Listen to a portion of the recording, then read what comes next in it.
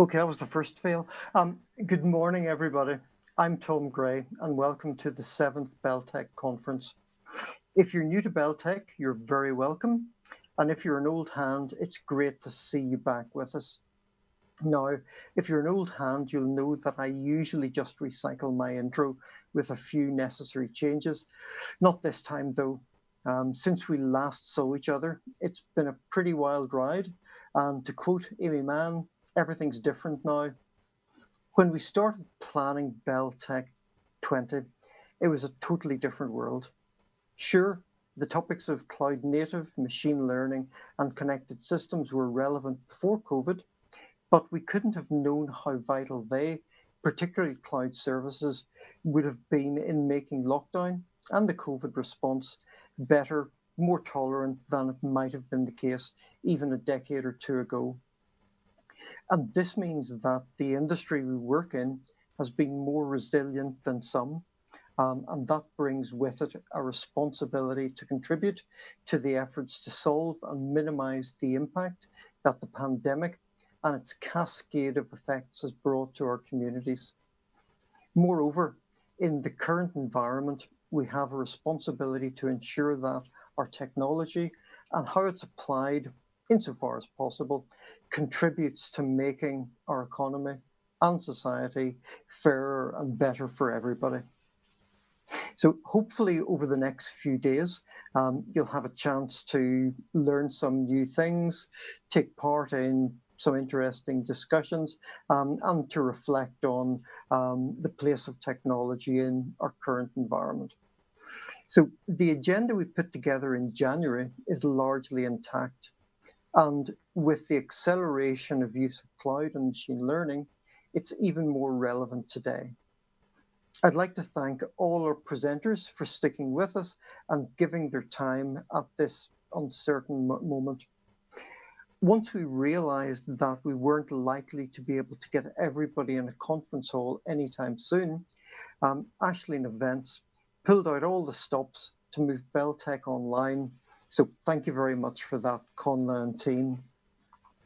One of the things that has changed is that we're running the event over a number of days rather than just one. Software engineering with a cloud native lens will be happening Monday and Tuesday. And that's going to be followed by AI on Wednesday and a broad IoT and connected systems theme will run on Thursday. Now, I'm actually quite delighted about this because it means that you no longer have to pick a stream. You can attend everything and you're very welcome to do so. Conversely, feel free to drop in and out as your schedule allows or your interests suggest. Regardless of the sessions you view, I'd encourage you to contribute to the discussion via chat or on social media. Our hashtag is BelTech20,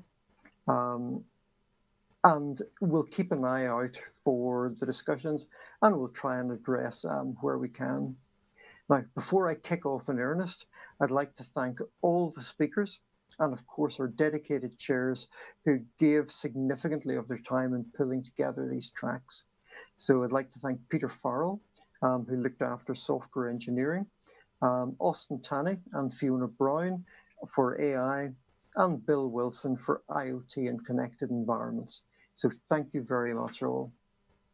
And of course, our generous sponsors, without whom we wouldn't be able to run an event like this. They were exceptionally generous with both their money and their time, and we really appreciate that in this current environment. So our sponsors are Allstate, Belfast City Council, Explio, Hayes Recruitment, Keynote, Options, Uno Square, and WorkPlus. And finally, Niavac and their tech team, and Ashleen Events, and of course, Conla. So that's really me. BelTech 20 is open for business, and I'll hand over to Diane Dodds, the Minister for Economy, to say a few words of welcome. Good morning, everyone. As Minister for the Economy, I'm delighted to introduce the 7th Annual BelTech Conference, which for the first time is being delivered virtually. Over the past 7 years, BelTech has offered technology and business leaders a fantastic forum to meet and exchange views with their peers, both locally and globally. I'm pleased, therefore, that the tech sector in Northern Ireland has been able to deliver the conference once again, in spite of COVID-19. Technology has supported our ability to respond to the challenges presented by COVID-19, enabling businesses to move to remote working. Responding to those unique circumstances has always been a catalyst for technology, innovation, and has accelerated the pace of change as adjustments to working patterns and greater use of technology have become essential. Going forward, technologies such as artificial intelligence and services such as the cloud continue to change where and how we work and will create new roles and opportunities that currently don't exist. It will transform sectors such as law, medicine, manufacturing. In fact, technology will rapidly increase the pace of change across all sectors, public and private. The Northern Ireland Government has been investing in infrastructure and research to drive and change and increase the competitiveness of Northern Ireland. And in response to COVID-19, I have approved the allocation of 30 million of my department's budget to specifically support recovery. I have allocated 13.6 million to address pressures in skills and education, focusing on resources for apprenticeship and training programmes and on further and higher education. I have also allocated a further 9.6 million towards initiatives to help businesses that are vulnerable but viable through support measures to be delivered through Invest NI and Intertrade Ireland. The city and region deals are also a cornerstone of our economic growth plan, a total investment, both public and private, of 1.5 billion in infrastructure over the next 10 years. The recent Matrix Turing report on Northern Ireland's AI research capability has set the ambition of creating an AI centre of excellence that brings together industry and academia to maximise the opportunity for Northern Ireland. I'm pleased to see good progress being made in shaping this proposal, with strong input from across the industry and academia. In talking to companies over the last weeks and months, it is truly heartening to hear how our tech is helping to shape our future and the positivity and optimism about the local sector's ability to recover from the crisis. I am confident that Northern Ireland's tech sector will play a key role in our economic recovery, and I look forward to working with you to achieve this. Thank you, and I hope you enjoy the rest of the conference and in celebrating the best of Northern Ireland tech.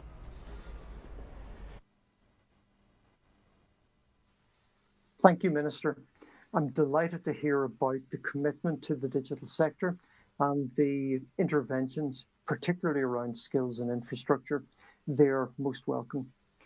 I am, however, somewhat disappointed that Northern Ireland, unlike other regions in the UK and Ireland, still doesn't have a digital strategy which would allow interventions to be more joined up, strategic and effective. Now, Belfast City Council has always been very supportive of BelTech, and this year is no different. And in particular, now that Belfast has appointed a Digital Innovation Commissioner in Jane Brady, it feels even more topical that BelTech is supportive of Belfast City Council. So now I'd like to hand you over to Belfast's Lord Mayor to say a few words. As Lord Mayor of Belfast, it gives me great pleasure to welcome you all to the 7th Annual BelTech Conference. Whilst this may be the 7th year of BelTech, it is the first major local tech conference to be held in Belfast during the COVID-19 pandemic. Belfast City Council is proud to support this event and trust that it will give hope and inspiration to our business community and provide a platform for the tech sector to lead the city's bruised economy into one of recovery, stability, and eventually growth. No conference is better suited to go virtual than BelTech, and in many ways this is a natural progression for the conference, even if imposed by circumstances beyond our control. During the lockdown, we have all had to get used to doing things differently. For many, technology has been the solution, allowing us to work, reach new customers, or catch up with family and friends. The way we do things has changed, and the innovations that are born out of this pandemic are helping to move society forward. Technology plays a major role in Belfast's economy, development and prosperity, and we will play an even greater role in the future. We have made a commitment to grow our economy by creating new jobs and attracting investment into the Belfast agenda and our 25-year community plan. We know that by supporting digital and tech industries in the right way, we have the ability to make Belfast competitive on the global stage. By providing support for the new digital and tech setups and supporting events such as BelTech, we can help our local businesses grow, export, and become more profitable. We can provide more opportunities for our young people and unemployed. At no other time has this been so crucial. While we have found ourselves living in uncertain times, and for a lot of us, our world has been turned upside down, we are faced with the challenge of not only successfully navigating our way through it, but ensuring that Belfast can come out stronger and more determined to reach its full potential. We are committed to developing this city, and the confirmation of a $700 million investment for the Belfast Region City deal by the Northern Ireland Executive's Finance Minister will mean that our plans for digital innovation will become central to the recovery effort. All of you as tech innovators are posed to play an important role in our economy and social recovery. Northern Ireland should be at the forefront of this technical revolution, and working together, public, private, academic sectors, we can make this happen. The appointment of Jane Brady as Digital Innovation Commissioner for the city is testament to the priority that we give to the tech sector's development. We as a city stand to benefit a great deal from her experience and insights and working in partnership with you. We are enormously proud of Belfast tech companies, so it's great to see so many represented in this year's BelTech programme. It speaks to the energy and enthusiasm of the tech scene in our city. And finally, I would like to wish you all a very productive and enjoyable BelTech 2020, and keep safe. Hi folks, I'm Ashla McBride, Deputy CTO at Keynote Digital Services. I hope you have a fantastic time at BelTech this week. The topics are brilliant, from infrastructure and services to AI and IoT. The lineup of speakers are really diverse, so sit back, relax in the comfort of your home and enjoy.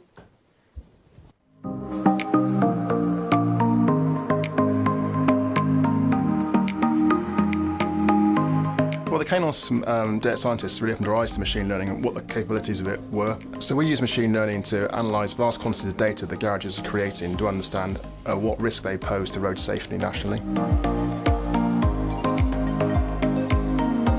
So that new risk rating model allows us to target the resource where it's needed. We've only got a finite resource and there's 23,000 garages, so we have to put that where it's needed, and that allows us to do that much more effectively than we did in the past. In our old way, we had to do a site assessment on a garage every 3 years or so. Now with machine learning we can do that every month, so we can assess the risk a lot faster, which is brilliant for DVSA. We can find the risk changes, risk model changes in the garage, we can react and we can go and visit that garage and understand what's changed.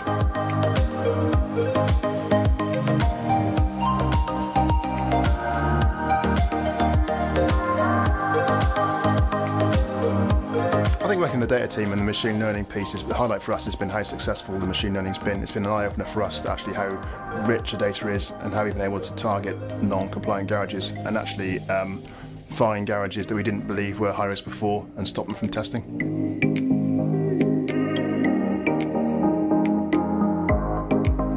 So working with Keynote, we have the ability to crunch huge volumes of numbers and get this in quite a short time frame actually, which we couldn't have done on our own. The pace of the work and the amount of change we could do working in partnership with can-do people has been fantastic.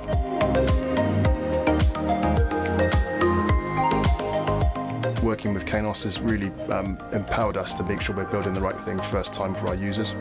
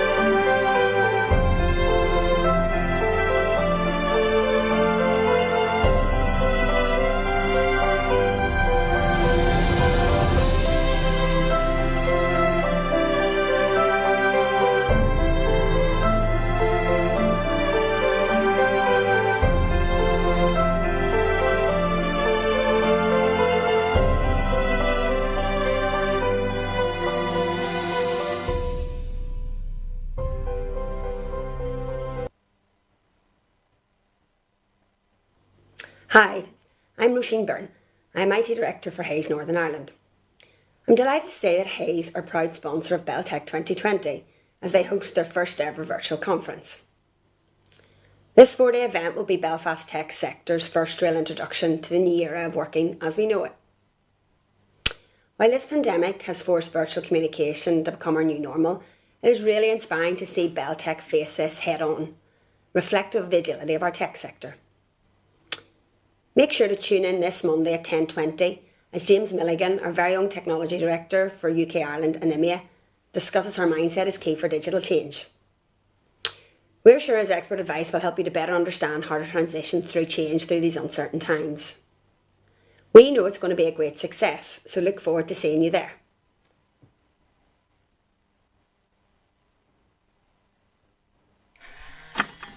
Bold thinking. It turns dreamers into inventors, and inventors into explorers. It inspires us to get closer, to move faster, to reach higher. But bold thinking alone can have unpredictable results. As new technology disrupts every single rulebook, bringing both uncertainty and opportunity, we need to combine creativity and responsibility. We need to match boldness with reliability. This is how we will succeed in making business and society more connected, sustainable, and secure. This is how we will have a meaningful impact. Introducing the world's only provider of end-to-end integrated engineering, quality services, and management consulting for digital transformation. Your trusted partners in technology-intensive sectors, including aerospace and defense, automotive and transportation, banking, financial services, insurance, and many others. We are a team of technology lovers, problem solvers, a network of game changers to help you build a confident future. We, A System Technologies group of companies, are now Explio.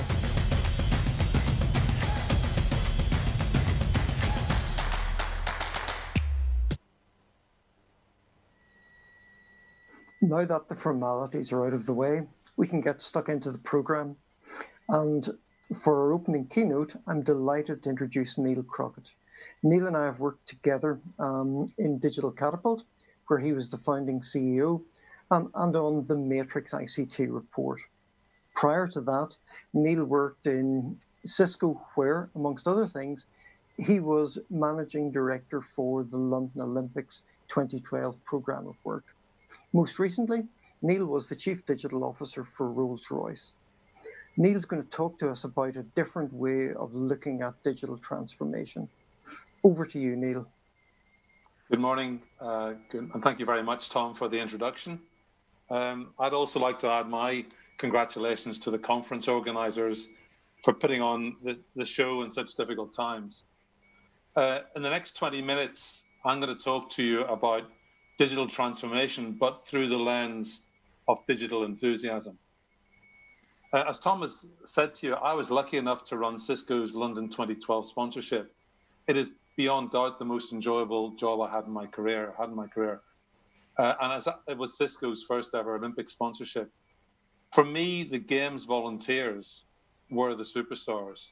It was their enthusiasm to be games makers and inspire a nation that was completely infectious. I don't know if any of you went to the games, but it was quite amazing to feel that enthusiasm. My job was to use London 2012 to create a similar passion about Cisco. Now, as a major technology company making a huge investment, you can only imagine there was real pressure on me to focus our plans and our spend talking and advocating our amazing Cisco technology. But instead, we went for a different mantra. We wanted to show our colleagues, our customers, our partners, it was not about what we make, but about what we make possible. And for example, most of the money that we spent went on building a huge STEM and digital innovation legacy for East London and the UK. It was successful. I mean, Cisco is now a repeat Olympic sponsor. And it was also my wake-up call that whilst technology is important, it is what it makes possible that lights people's fire, that makes them enthusiastic. I'll start this presentation by saying I believe enthusiasm is the most important word in digital. So let's take a step back. My experience is that we digital technology people are disproportionately passionate about what we do. For a few, it's actually about the technology itself, for itself. And as you see on the left here, here's the things we're going to talk about at BelTech. You're going to have a great time. But for most of you, it's more about what you can make better, what you make possible by applying those technologies. So the reason I'm a trustee at Barnardo's is because I believe that digital innovation has a massive potential to help vulnerable children, and it already has during the COVID-19 crisis. When I was Chief Digital Officer at Rolls-Royce, the project that excited people were those projects about fuel efficiency and environmental performance. Now, the list on the right are just a few examples of things we want to try and make possible. I'm sure you have a lot of amazing positive outcomes that light your fire, and are the reason for you do what you do. And it does look awfully simple, doesn't it? Take the technology, apply it, and make it possible. Oh, sorry, next slide. Sorry, I forgot to go on to slides. I'm on slide 4, I beg your pardon. We're all getting used to the online world. Are we on slide 4? Okay, great. Making this difference to go from technology to what we can make possible, it relies on everyone else in our organization to make it happen across the organization. Now, throughout my technology career, I've heard the everyone else group called a range of names because they have a tendency to delay and frustrate the things that we know we can get done. I've heard them called the porridge fields, the organizational white blood cells, and there's just some of the politer terms I've heard used. And it's really no big surprise that people have these attitudes when you think about it, because they're dealing with their everyday VUCA. They're sort of seeing we're one signal in a very noisy world. And by the way, this everyone else thing applies even to the most centrally mandated enterprise IT system. Indeed, my experience is that the more centrally mandated an IT or digital project is, the more the resistance you get from everyone else. Next slide, please. The issue of everyone else's lack of enthusiasm is the shared elephant in the room. It is the biggest single issue that will accelerate, stop, or delay what you are trying to make possible. So this is why, to me, digital transformation is 10% technology and 90% sociology or psychology. It's about how we make everyone else behave differently. Next slide, please. So today I wanted to share, on slide 6, I wanted to share 6 thoughts on increasing everyone else's digital enthusiasm. Things you can take away and maybe apply or use yourself. So these things are mainly experiences from Rolls-Royce, but also, more importantly, some painful career scar tissue that I've picked up along the way. And what I'm going to say is just normal business acumen and common sense. It's not rocket science. And some of you will see it as relevant to your work and your organization, others won't as much. But my point is, do take time out just to think about digital transformation through this optic. I'd also encourage you as a BelTech community to share your stories so that you can learn together about this aspect of digital transformation. It's a shared challenge, after all, for all of us. Next slide, slide 7, please. So firstly, when I joined Rolls-Royce, Warren East had just joined as CEO. He was in his honeymoon period. Anything he said was fine. And a lot of the digital team, my digital team that I started working with, said, well, if only Warren would tell him it's important, if only Warren would tell him to do it, then it'd be fine. Completely not right, the wrong approach. A central master plan is something I am told. It's not something I feel or which I own. So what we are trying to do here is make games maker type volunteers. We're not trying to get conscripts. So you do, of course, however, still need a higher level direction. You do need some framework to work within. And I just see that a balance of 2 things. First of all, the why. You need a direction that's emotionally tied into what you're trying to make possible. And the what, a guiding framework of what are the priorities that everyone should make a selection from and choose their own mix and own and actually make happen. Next slide, please, slide 8. And this is what we call aligned autonomy. It's an intent-based leadership. It's a form of leadership, and it creates much more local enthusiasm. The graphic shows how different leadership styles approach crossing a river. Now, compare the top left and the top right approaches. And just think, how enthusiastic does each of them, or would each of them, make you feel? By way of example, I just want to give you a brief overview of how we handle this aligned autonomy in a Rolls-Royce digital strategy. First of all, we had to work out the why.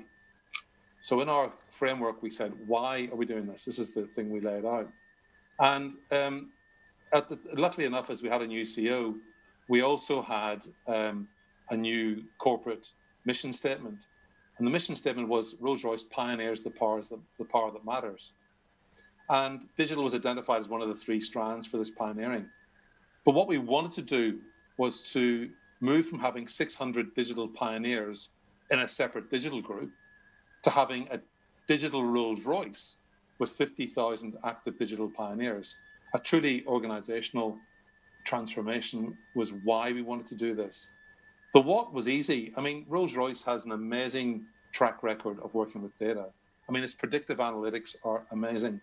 So, give you an example, 97% of the faults that happen in engines are predicted in advance. So, it's pretty obvious that, extending that skill to address many more challenges, that data science and many more challenges around the business became our primary focus. In fact, we actually changed the name of the digital team to R² Data Labs. Third dimension after the why and the what was the where. And we emphasized 3 priorities, which were corporate priorities in the new plan. Incremental cash generation, better customer intimacy, and more actionable insights for the whole product cycle through as operated, as built, as designed. And each business could then choose its priority from that mix. Now, that's not massively feely-touchy, but the main point is it's tied into something which people believe in and which they've bought into as part of a new mission. So then the why, the what, and the where, and then we talked about the how. And the how was really easy. We wanted to decentralize this. We wanted to make sure we created programs where the business units could get as many of their teams involved in proposing relevant business challenges for data innovation sprints. So these are the 4 dimensions of an aligned autonomy framework. There was no monster launch. There was no big CEO speech. There was no big gesture, just connecting people in a framework to a corporate vision, and a framework that was designed to decentralize so that everyone else could franchise it and own it. So next slide, please. Secondly, there's a truth that people don't get enthusiastic about things that are not relevant to them. When I joined Rolls-Royce, we had a group in Germany called Power Systems, and a really big part of Rolls-Royce, but they were not engaging with the digital team, and no one could work it out. You know, the guy said, you know, we've got stuff here that predicts 97% of faults and engines before they happen. Why wouldn't people want to talk to us? So I got everyone in a plane, and we went over to Germany. Those are the good old days when you get into planes. And we went over to Germany, and within the first half an hour, it became really obvious they weren't interested in identifying 97% of the faults before they happened, because 90% of their assets weren't connected. And, you know, it's like a light bulb moment. We weren't relevant. We were talking about something that wasn't relevant to them. So we changed the whole plan, the whole engagement, and actually that started off a whole new relationship, a whole new enthusiasm, if you like, for what we were doing. And of course, I've already described that aligned autonomy approach, and that in itself, by definition, is all based around people finding local projects based on relevant challenges. Another way of increasing relevancy to everyone is by putting skin in the game. When I joined, I nearly made the whole of my team fall off their seats, because I actually made a statement to the business leaders in Rolls-Royce that if they spent money on us, we would return the money in hard currency within a year. We would save more and deliver more in a year than they spent us in that year. So it was a 12-month ROI. And that was really hard. It did stretch us, and it was hard incremental. We're not talking about soft stuff. We're talking hard incremental, extra cash, more profit, real hard stuff. And I insisted that it was signed off by the chief financial officer in each business unit, and that they were the ones who measured it and said it was successful, that it was incremental. And on that basis, that was okay, as long as the CFOs then also took an extra committed business forecast in their own forecasts, so we had mutual skin in the game. Now, that puts enormous pressure, and it's quite short term, but it's relevant. It may be complex and painful, but it's relevant because that's what everyone else is thinking about. And it gets commitment, and it gets enthusiasm, it gets attention. You know, lack of business relevancy is fatal. I don't know about you, but I've come in several times in my career on a Monday morning, all chirpy after a great weekend, to be told that my budget had been cut or taken away completely. Pretty shocking moment. I used to get very angry about it, but then I realized that's not the reason why my budget was cut, surprisingly, was because we hadn't made ourselves relevant enough. You know, budgets, after all, are the way that businesses show their love. And if you're not loved, you're not going to get the budget. So if you've had that, that's what happens. It's a very dangerous game to play, not to be relevant. Next slide, please.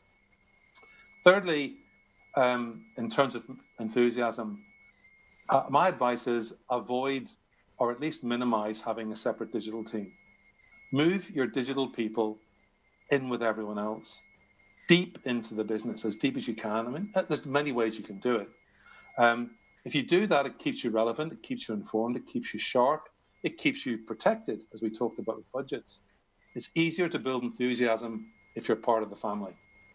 The digital tech bubble can be a really happy place to live, and I've lived there myself. But if you stay in there and don't go out, you'll really struggle to make a real difference.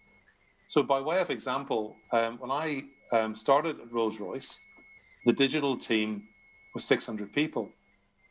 Central digital team, 600 people. When I left Rolls-Royce, it was 50. Now, that wasn't because some people weren't there, but it was because from the very day one, I moved people out into the business units, the best people out into the business units, and some into the IT infrastructure. I helped the business units develop their own parallel chief digital officer franchise and federated franchises. We had a rule which if there was no BU budget, then there was no digital project. If there was no business sponsor, no dedicated subject matter expert for a sprint, then it didn't happen. We had a DevOps approach where you had to have the business subject matter expert, the digital person, the IT person, everyone in, but the business had to be in the DevOps team from the beginning right the way through. So it can be a painful approach. It's a very painful approach. There's lots of ways you can do it in terms of organizationally, but it's hard to create enthusiasm if you're not seen as part of the family. Next slide, please. Fourthly, complexity puts people off. It just destroys enthusiasm. And as I already said, what we wanted to do was to develop programs that allowed the business or help the business units get lots more of its people or their people involved in business challenges and data innovation sprints. We wanted to go really distributed in our engagement. So what we did to make it easy, we codified a simple agile 12-week sprint model for everyone to use. We embedded experts from the back office right into the front where they could help identify and validate and run sprints. In the first 12 months, we identified about 10 to 15 sprints for business challenges. But within 18 months, we had over 70 sprints. Now, most of those ended up not meeting the requirement of the hypothesis. I'm not going any further. But the point was that enough did meet that hypothesis. And what that did was, as people heard about the stories, it grew belief, it grew enthusiasm. And as we started doing those things, what happened was themes emerged. So we started to cluster sprints around what we called hunts. So things like inventory cycle reduction became a big theme, which we just got several sprints around our engine fuel efficiency. And then what happened, emerged was even bigger things started to emerge as we got into it and people started to get active and do it. And we had bigger sprint clusters called battles, which wouldn't last weeks or months, but would last maybe years. And that point is that if you take small iterative steps, if you take that approach, it gives everyone else a feeling of discovery, of involved in self-discovery, of the issues being real, of there being a momentum. And that approach builds enthusiasm. I've got one of my favorite expressions is 2 nations divided by a common language. That not just describing our relationship with our American colleagues, but also I think it applies equally to us as a digital tribe with everyone else. You could also, by the way, add the quote, 2 nations divided by different mindsets. And mindset and language differences really cause frustration and they cause digital resistance. It seems petty, but it really trips you up. So whenever I was in Rolls-Royce, I thought a platform was a cloud platform. That's what a platform is. Everyone else in Rolls-Royce thought a platform was an A380 in a cloud. I mean, it was just a complete mismatch in terms of just the number of times it tripped up what we were trying to do and caused frustration. So take time to get a common language and a culture. The little example on the screen is a little tool we used with the business units where we went out and said, look, here's the things that we think in terms of behavior we need to do in these projects. And we tracked in the solid blue against the spider lines where they were an appetite for speed or autonomy or experiment or volume of projects. And then the red line was where we were. And we had a discussion and we developed a signature that was common and we could refer back to. Simple things like that and investing in that really would lay the grounds for enthusiasm. Fifthly, I'm a great believer in the phrase, knowledge gives confidence, gives enthusiasm. And you do need to invest in things that give everyone else the confidence to at least see what's possible. Otherwise, it just goes straight over their head. There's no traction. So I've given some examples on the slide. I'm not going to go into them. I mean, digital academies. I mean, Rolls-Royce, we had a great, fantastic digital academy that thousands of people involved in it. And in Bernardo's, we're doing something very similar at the moment, actually, as well. We also had things called chapters, which if you've got a distributed team, your digital experts are out there and working with everyone, they still need to be fed with skills. So we set up chapters, virtual communities where people got their skills still. We appointed champions. I mean, in Rolls-Royce, I think there were 10, maybe 100 champions around the business who were like the lightning rods for enthusiasm. In Bernardo's, we got that as well. In Barclays, I think they've got many thousands of digital champions around the organization.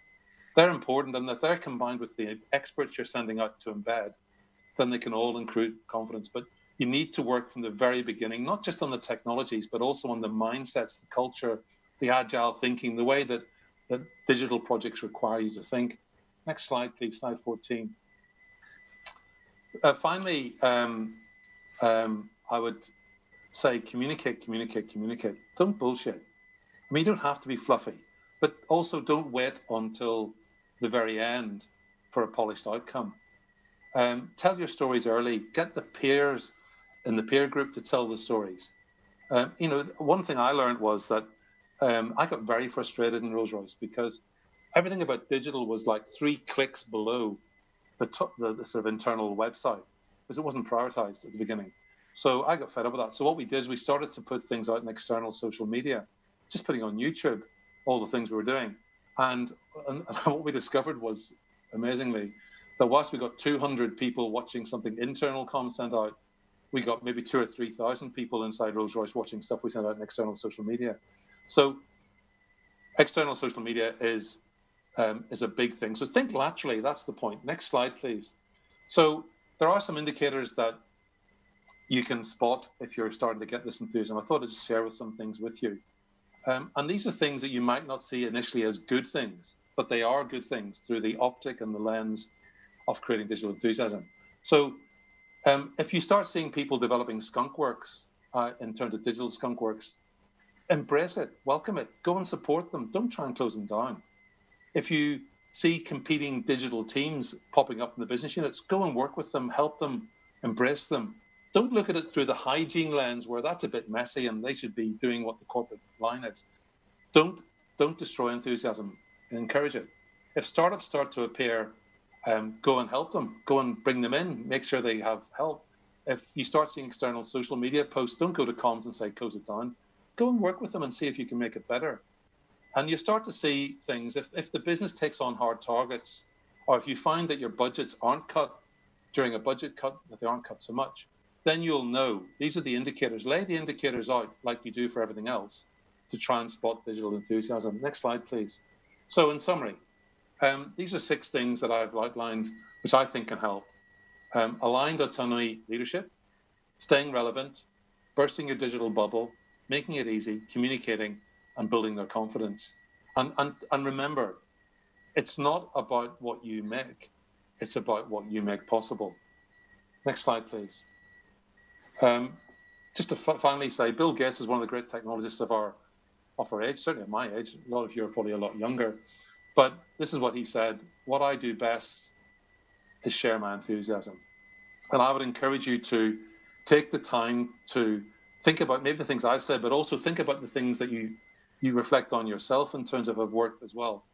And think about enthusiasm as an optic for your transformation. Take the time out to do that. And I believe that will help you take that technology you're going to learn about at BelTech and transfer it into those amazing things that you want to make possible and which light your fire. So thank you very much. Next slide. Thank you very much for listening. And I think it's over to the Q&A. Thank you very much, Neil. That was excellent, very relevant, I guess, even from my mature position. There's a lot there to be learned, I guess, particularly around making sure you're relevant to the business. So super. Now, I've been trying to coordinate various channels of feedback and questions. So I suspect we'll have much more than 10 minutes. So happy to do a follow-up session with anybody who's interested. I'd like to just start not with a question, actually, but from a comment that we got on the YouTube channel. So this is from Joanne McLaughlin. Thank you, Joanne. Every single local and central government department manager should hear this presentation on digital enthusiasm. So I think, Neil, you've certainly pushed a few buttons there. So fabulous. That's good. Okay, there's a few questions. I guess I'll take curator's privilege and ask one first. Now, this is my own personal hobby horse, as you probably found already. So you mentioned the importance of an aligned digital strategy. Now, I've said a couple of times, and I will continue to say that Northern Ireland, unlike its peers in other regions, doesn't have a digital strategy. So in Rolls-Royce terms, I mean, what did that digital strategy look like? And I guess, what do you think you miss, or what do you risk by not having a digital strategy? Well, of course, the businesses, I mean, every business is different. You know, some businesses don't like digital big strategies, and other businesses, more traditional ones, tend to. I mean, businesses tend to abhor a vacuum in terms of business strategies. But my view is, I covered it in the slide, Tom, really. And I look back and say, well, maybe, you know, should I have given more of a playbook strategy? But what we did is we tried deliberately to keep it at that aligned autonomy level, which was setting out those four things, you know, the why, the what, the where, and the how. And let that sort of be a framework in which, and we made it easy for people, made that a framework which people could then adopt and work with us and do an interlock. We actually did interlocks with I went around and did interlocks with all the business units. And they developed from that their own version of it, which they felt they owned and franchised. And so I sort of, the way I described it wasn't much deeper than that. The strategy, it was about data. It was about an organizational transformation. It was about 3 priority sets. Others would be allowed if it was really critical. And it was about decentralizing and really making sure that many more people could get involved. So that sort of was the essence of it. We didn't have a big document. I mean, I remember preparing a strategy for the board, and you know, I had a huge long one. I just cut it right down because if you preach it, people, they don't own it, they don't feel it. They just, you know, they sort of pay tuppence to it. So that was the way we approached it, which I know would be foreign to a lot of people, and it still leaves that feeling of a vacuum. But people have to step into the vacuum and own it. It's really easy to deceive yourself that people are listening and doing, but they're not owning and they're not feeling, and therefore they haven't got enthusiasm. So that was the rationale. I don't know if that helps in any way. Yeah, thank you.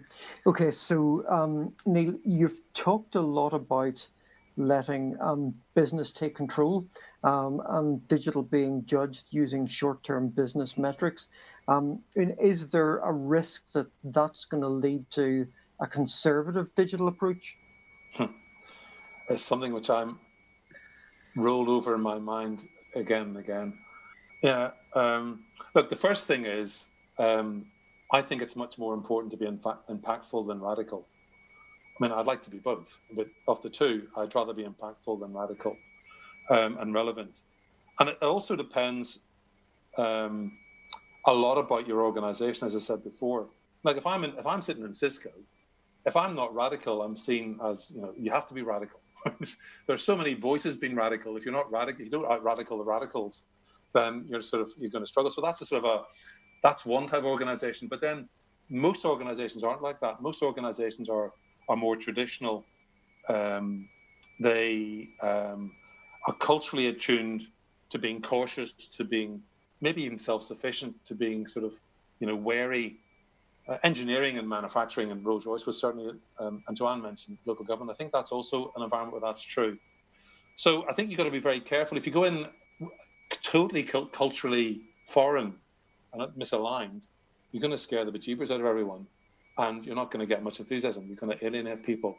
I think getting people involved, taking those small steps, letting them see what's possible, building momentum, developing your themes, I think that ends up with very radical thoughts, and because people actually want to change. Funny enough, people actually want to create what's possible, but I think you've got to bring them there.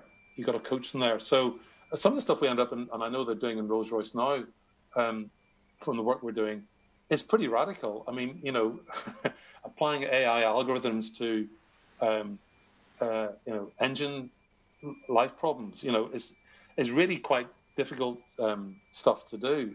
Developing digital twins of whole engines is really difficult stuff to do.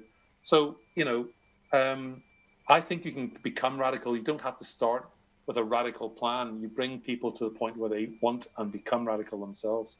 And that's why we were going for 50,000 radical pioneers in Rolls-Royce rather than 600 people in a radical digital group. It's just a completely different type of thinking. Yep, it certainly makes sense. Okay, what were the most successful projects that I guess were discovered or suggested by the business teams in Rolls-Royce?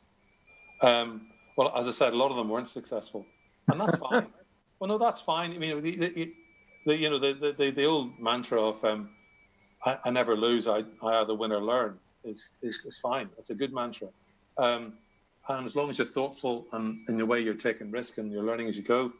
And by the way, I've obviously got to be confidential because there's a lot of stuff that is Rolls-Royce proprietary in terms of what they do. But the sort of things that were coming up were ideas about, I think I mentioned, fuel efficiency. We set up a co-creation lab with some customers and actually worked with the customers to pull data from all over the place to work on fuel efficiency. That was an environmental impact. That actually made a huge difference in terms of fuel consumption for the airlines involved and therefore the planet. There's a lot of stuff around fleet planning and using data insights and patterns to predict where fleets and trying to manage fleet changes, which all seems nitty gritty, but actually ends up picking up quite a lot of pound notes very quickly for the business. A lot around inventory planning and trying to think about new ways of planning our inventory, including the whole way through the factory. And a lot of this is joining up data streams and bringing in lots of data that was around the problem to get new insights. But I mean, one of the ones that I remember was, and it's not sexy, but was we used natural processing language. We actually put Rolls-Royce had bespoke contracts. So you put the contracts in a big project, and you start to look through NLP for contract triggers that you should be looking at suppliers, which you miss. Things you miss because the contracts are so complex, and presenting that as an assist to the people in that department. They used to use lots and lots of time and missed a lot of stuff. And using AI, machine learning, we helped them through understanding the complexity of that and actually having insights they get action that created real value. So, ranging from the inspiring environmental impact to the less inspiring but equally valuable, managing of contracts. There's a whole range of stuff. Okay, thanks, Neil. We're probably going to have to wrap up in a second, so I guess just one final one, unless something else slips in. Again, this is going back to Joanne's comment about public sector. So you've had experience working with the public sector, both in Digital Catapult, but also in some of your previous organizations where you were responsible for the public sector. How would you put some of your key insights, I guess, into the context of the public sector, or given what you know about some of the challenges everybody faces now, are there any ideas or recommendations you'd make to Northern Ireland? By the way, you're right. In these difficult times, we're all being stretched to think about new ways. When you and I were in the Matrix panel, I mean, I do agree with your point about the joined up thinking and plan. I think in terms of local government, I think relevancy is really important. And I think in terms of anything in the public sector, relevancy is important. The truth is that you have to stay relevant to what the plan is, the current plan is for the people who are actually running government or running the public sector. And I think it's very important that you adapt, that you have, again, this aligned autonomy, that you adapt things that as you go along, so that you can see in advance. I mean, the most times I had budget cut, or surprisingly, was in the public sector days, and that's because you have to be very current with what is going on in terms of the wider environment around you. So, I mean, it's one of the things I would say about working in public sector and local government is you do need to make sure you're keeping what you're saying relevant to the things that are actually what is trying to be achieved right now. I think that's more difficult in local government. And I think you've also got to get your currency of success. It's something I talk about in Bernardo's quite a lot. And in local government, it's difficult. And you go to a meeting in Cisco or Rolls-Royce, shareholder value, it's easy. Everyone wants shareholder value. Any argument is solved, won or lost, depending on does it create shareholder value. That's the trump card. I think it's sometimes a bit more fuzzy in local government, the public sector, and certainly the charity sector. So I think working out what your currency of success is and making sure you stay aligned to that currency of success is very difficult. And there's lots of, when you go public sector and you go wider than the corporate, you do find lots more stimuli saying, do this, do that, do the other. And I think you've got to be quite disciplined about staying with your eye on the ball of what's relevant and what the currency of success is. I don't know if that answers your question, Tom. Thank you. Does that answer your question, or did I miss it? No, I think that covers it pretty well. You've got a final slide and I guess a request for some assistance or some inspiration. If we just have the final slide, please. Is it up? Yep. Okay, thank you very much. So Tom and I were thinking about this, and I think I mentioned earlier on, I think this is something, this optic, this way of looking, this way of thinking, it may not be a big part of your life, but I think you should do some of it. And although I do think it should be a big part of your life. But we're going to ask you if you wouldn't mind and to just maybe take part and get involved. And I've taken the risk of putting my email address on. I think it's on my LinkedIn address anyway, so it's not a big risk. But if you could send to me by tomorrow, and no more than 100 words, please. I mean, just try and really condense it down. An example, a specific example of how you have been successful in creating enthusiasm in your organization for what digital is doing. And if you just focus on the what, the why, what the result was, and what any lesson learned, maybe one lesson learned from it. And we will be offering a prize, Tom and I, for the best 3 insightful, impactful stories that are given to us. Tom and I are the judges, and we'll actually announce that on Thursday, Tom, I think. Yep. And then what we'll do is we'll curate all those inputs. And we'll make sure everyone who's input gets back the whole list of all the stories. So, this is part of being a community. It's part of the benefit of being online. We do miss those chats around the coffee machine. This is a way of doing it in a different way. Okay. Thank you very much, Neil. So this is now the point where I turn into a pumpkin, or rather Peter Farrell. We're going to take a very short break now. So grab a coffee, do what you need to do, and we'll be back in about 10 minutes. And apparently we're not taking a break. So I will disappear and Peter Farrell will be joining us immediately.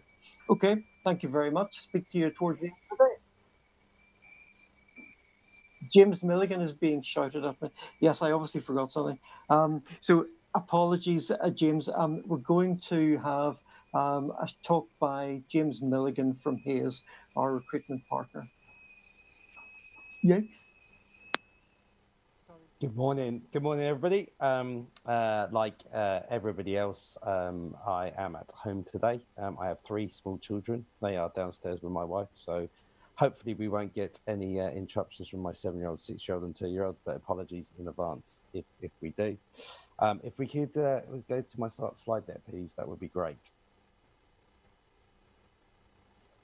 So I'm going to talk to you today. Well, what I was due to present on originally when we were having a physical event was around digital change and a report that we did last year. It still remains relevant, but what I'm going to do today is just I'm going to layer some learns that we've had in the last 12 or 14 weeks in relation to COVID-19 over the top of that report. So if we can click on to the next slide, please. Whilst we do that, just give you a bit of background on myself. My name is James Milligan. I presented at BelTech last year. My role is I look after the technology businesses for Hays across the UK, Ireland and EMEA. That's about 600 consultants that recruit contract and permanent roles. And I suppose one of the things I'm hopefully going to be able to bring to this talk today is just some insight around what we've seen across Europe in different countries, and obviously how that then impacts on the market within Northern Ireland. If we click onto the next slide, please. The report that I'm going to talk to you about today was done in last year, in 2019, and this was prior to COVID-19, and basically the report was to explore the current and likely future impact of digital transformation and automation on employers and employees. And to assess what barriers to success were out there, or perceptions of barriers to success, and what actions needs to be taken by organisations to survive and thrive in this increasingly automated world. To put together the report, we carried out an extensive survey. We got over 14,500 responses from candidates and employers across the UK and Northern Ireland. And the survey was completed by professionals from a variety of organisation types across both the public and the private sectors. So if we click forward, I'm just going to give you a quick overview of the definitions that we used when we did the report. So there's two sort of key themes that come through. The first one's digital transformation. If you click, hopefully that will drop down. That's the acceleration of business activities and processes to fully leverage the changes and opportunities of digital technologies and their impact in a strategic and prioritized way. And I suppose this is an area where a lot of the findings that we had originally probably would have changed significantly in the new world. The other element was around automation. If we click on that, hopefully that will drop down. And this is the alternative to manual processing. It's the creation of technology and its applications in order to control or operate a process automatically. The specific automation of technology, its application and tools available. And within our world, recruitment world, we use tools like Maya, which is a chatbot, DocuSign for online documents, chatbots, RPA, CRMs, etc., etc., etc. And then the final definition that I'm just going to quickly touch on is human value. And this is the application of people's competencies, skills, and experience to a job and individual task. So if we click forward, in a changing world that's advancing at a rapid pace, it's vital that employers understand what their workers want. It's this understanding applied accordingly to where your organisation is on its digital transformation journey that will ensure that you're equipped with the right skills to deliver change. If we click on the next slide, please. So digital transformation in last year was a top priority for organisations. Almost 9 out of 10 employers and employees agreed that investment in this area was top of their agenda, with 51% describing it as primary and 36% as secondary focus for their organisation. Now, I think we can all agree now that 100% of organisations are focused on digital transformation. Hand up, sorry. And that's been created by the COVID-19. I'm sorry, I think from just the slides, there's something else that's standing in front of them. Hopefully everybody can still hear me. Created by the COVID-19 pandemic. And initially, we saw a surge in demand for people with cloud skills, with the ability to get their workforce working remotely. So, you know, people with virtualization skills, with Azure, with AWS skills, Office 365. So there's a rapid deployment of organizations that may well have had digital transformation and remote working on their agenda over the next sort of 2 to 3 years, but out of necessity had to deploy this. And then the secondary focus sort of after that happening was organizations became aware of the potential vulnerabilities of people being able to access these tools from homes, and had to have a focus then on cyber. And I'll talk a little bit more later on the sectors which are currently thriving, and some which are finding it a little bit more challenging in this COVID world. So if we click onto the next slide. So employers of all sizes are investing in digital technology, particularly automation. 82% of technology employers say they're investing in or plan to invest in automation. And this reflects the trend nationwide, where 66% of SMEs and 74% of large corporates are investing in automation. And if we click onto the next slide, we'll understand what the employers see as the main benefits for investing in automation. And the three main benefits that are to be gained from this are improved productivity, process efficiencies, and cost savings. And if we click onto the next slide, please. So before I talk about this, I think automation is an area where we haven't seen acceleration due to COVID-19. Okay, it still remains an organization's agenda. It's more around digital transformation and access to services for employees and their customers, which we've seen a big push on. I think, as we come out the other side of this and we look towards September and the back end of the year, I think we'll see a lot of the automation projects, which may have been part, pick up momentum as we start to sort of embrace this new world. So how many technology professionals are involved in automation projects and in what areas? Well, almost half of the respondents say they're currently involved in an automation project.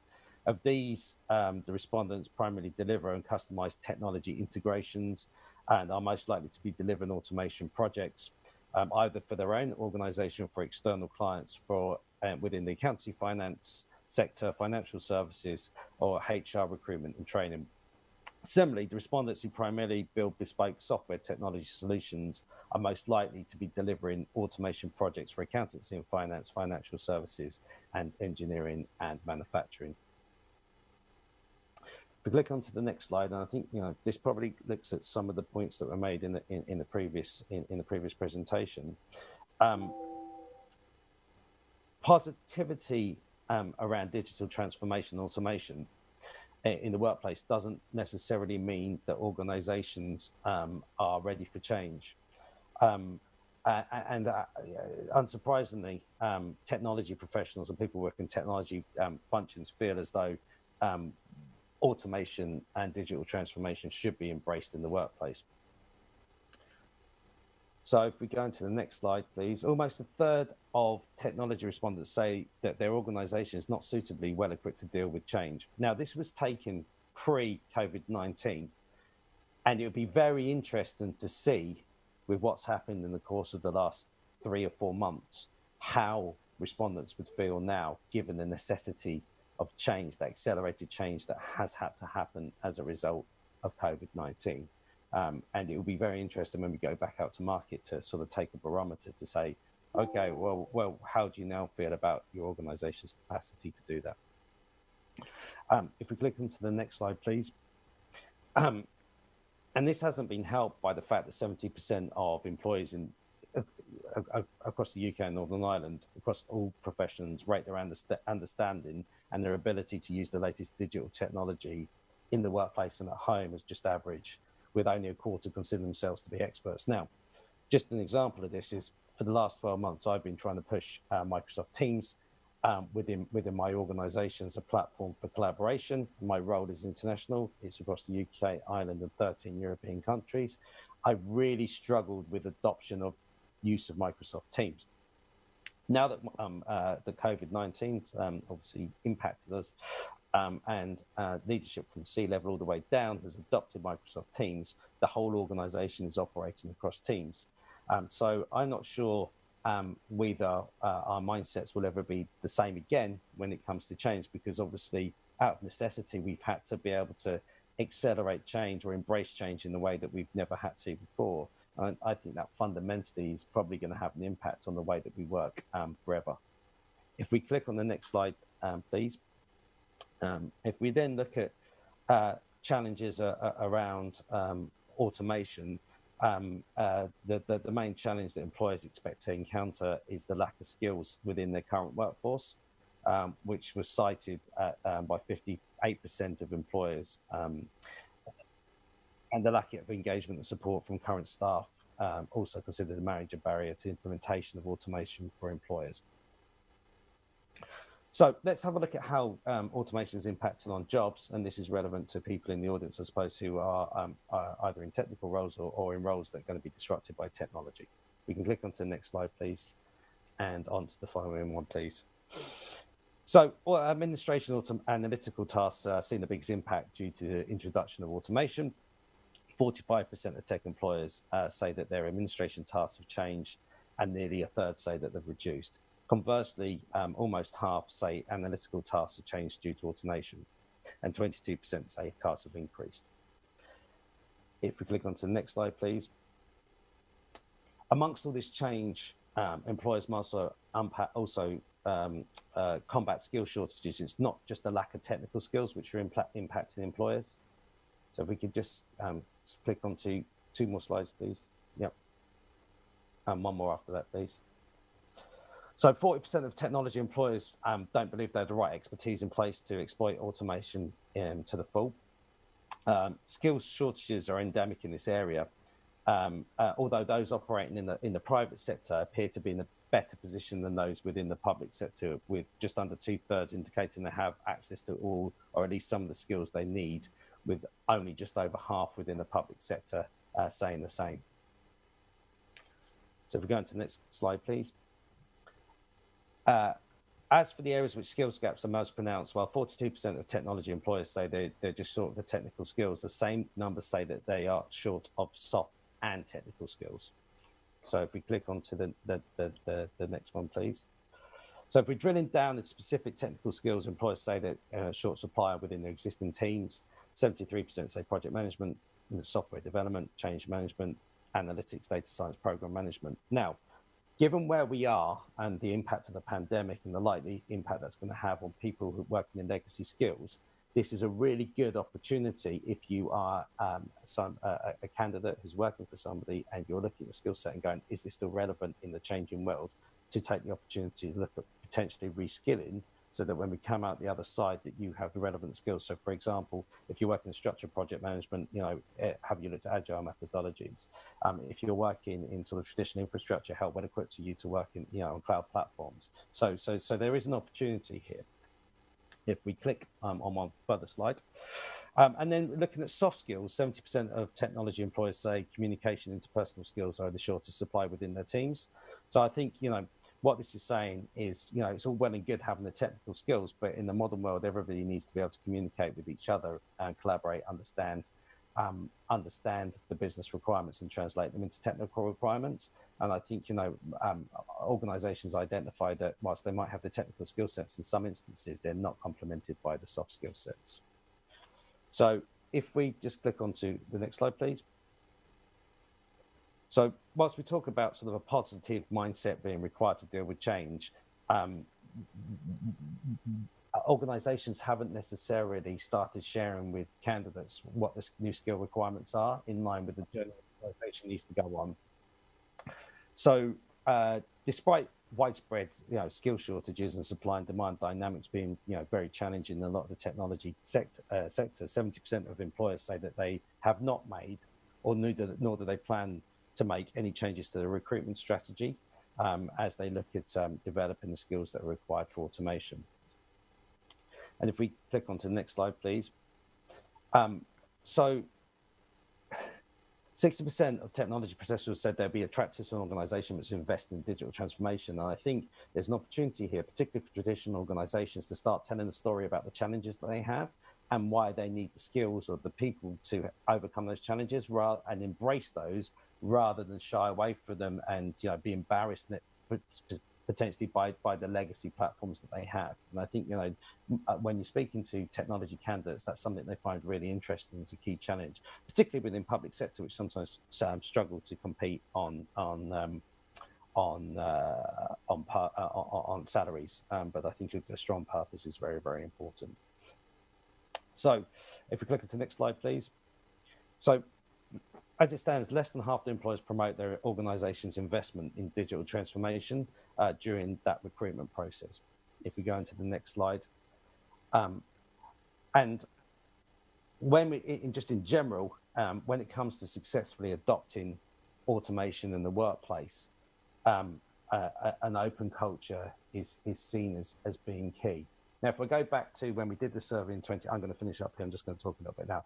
We came back to doing the survey in 2019. what none of us could foresee the event of COVID-19. It's resulted in rapid change for every organisation as we've moved from working in a physical environment to a virtual environment. I think lots of organisations could do that previously, but never at the scale that we've done before. It's meant people that may have been resistant to change, and had an option not to adopt change historically, have now had to embrace it. Otherwise, they've not been able to do their work. And for me, I think it will be very interesting to see when we start returning to a post-COVID world, I'm not going to say a normal world, but a post-COVID world, what lasting impact that has for both organisations as how they view talent, where that talent's based, or what sort of working hours that talent has, and for employees in terms of understanding or when new changes happen that is not related to COVID-19, whether people fall back into maybe some of the historical habits, or whether people now their mindset has shifted to being more of a software mindset, where they're more adaptable to change, more flexible. And I think in my view is that there's no going back. I think we've gone over we've gone over this hurdle, we've gone over this bridge, and the world's changed. And I think employers and employees are going to change accordingly to the new post-COVID-19 world. So that's where I leave you today. Thank you very much, James. And again, I'm deeply sorry for screwing up the link. We really appreciate you and Hays Recruitment supporting the event. You made a couple of really excellent points there, and I guess particularly around the importance of refreshing skills. Now that's something that I guess we try to do as a matter of course in the software sector, but it's worth just bearing in mind that the current COVID climate has probably accelerated a lot of organizations' adoption of cloud and cloud platforms. So that puts, I guess, a greater pressure or a greater urgency on the need to reskill, which is a really nice point where we hand over from the opening sessions into the detailed infrastructure of the future sessions. So we're going to take a short break now. So grab a coffee, whatever you need, and we'll be back in a few minutes with the future of infrastructure and Peter Farrell from keynote. See you soon. I hope everyone gets something of value from the day.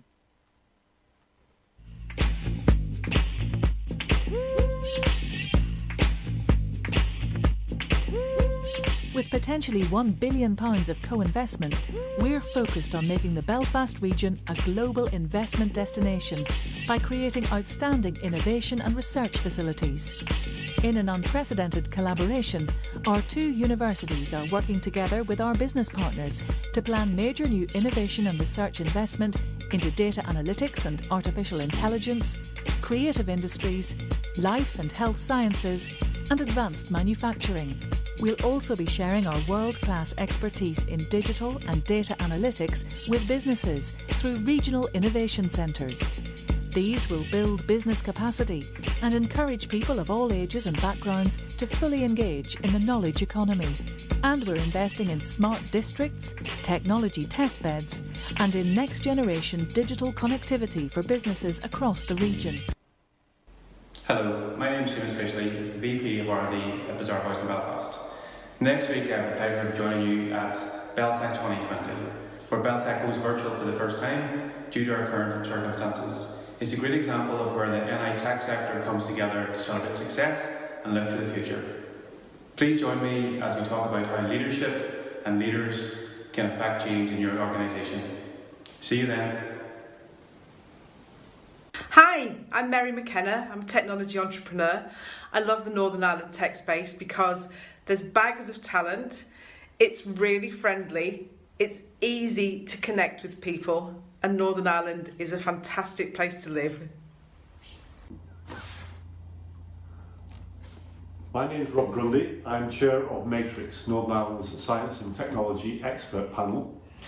The tech sector is incredibly important to the Northern Ireland economy. It has been for the last 10, 15 years. It is now in the midst of the most extraordinary times for us, and it will be as we emerge from the current situation and try to rebuild our economy, taking advantage of all the global opportunities that are in front of us.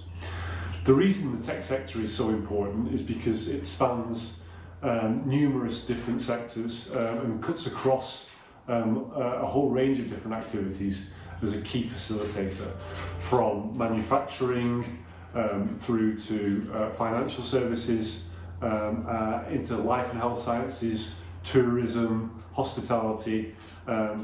Technology and digital technology enables so many of these key areas that are going to drive us forward as an economic,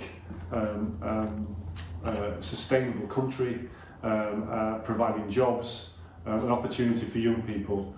So the tech sector is absolutely vital to everything we do in Northern Ireland and every way we drive the economy.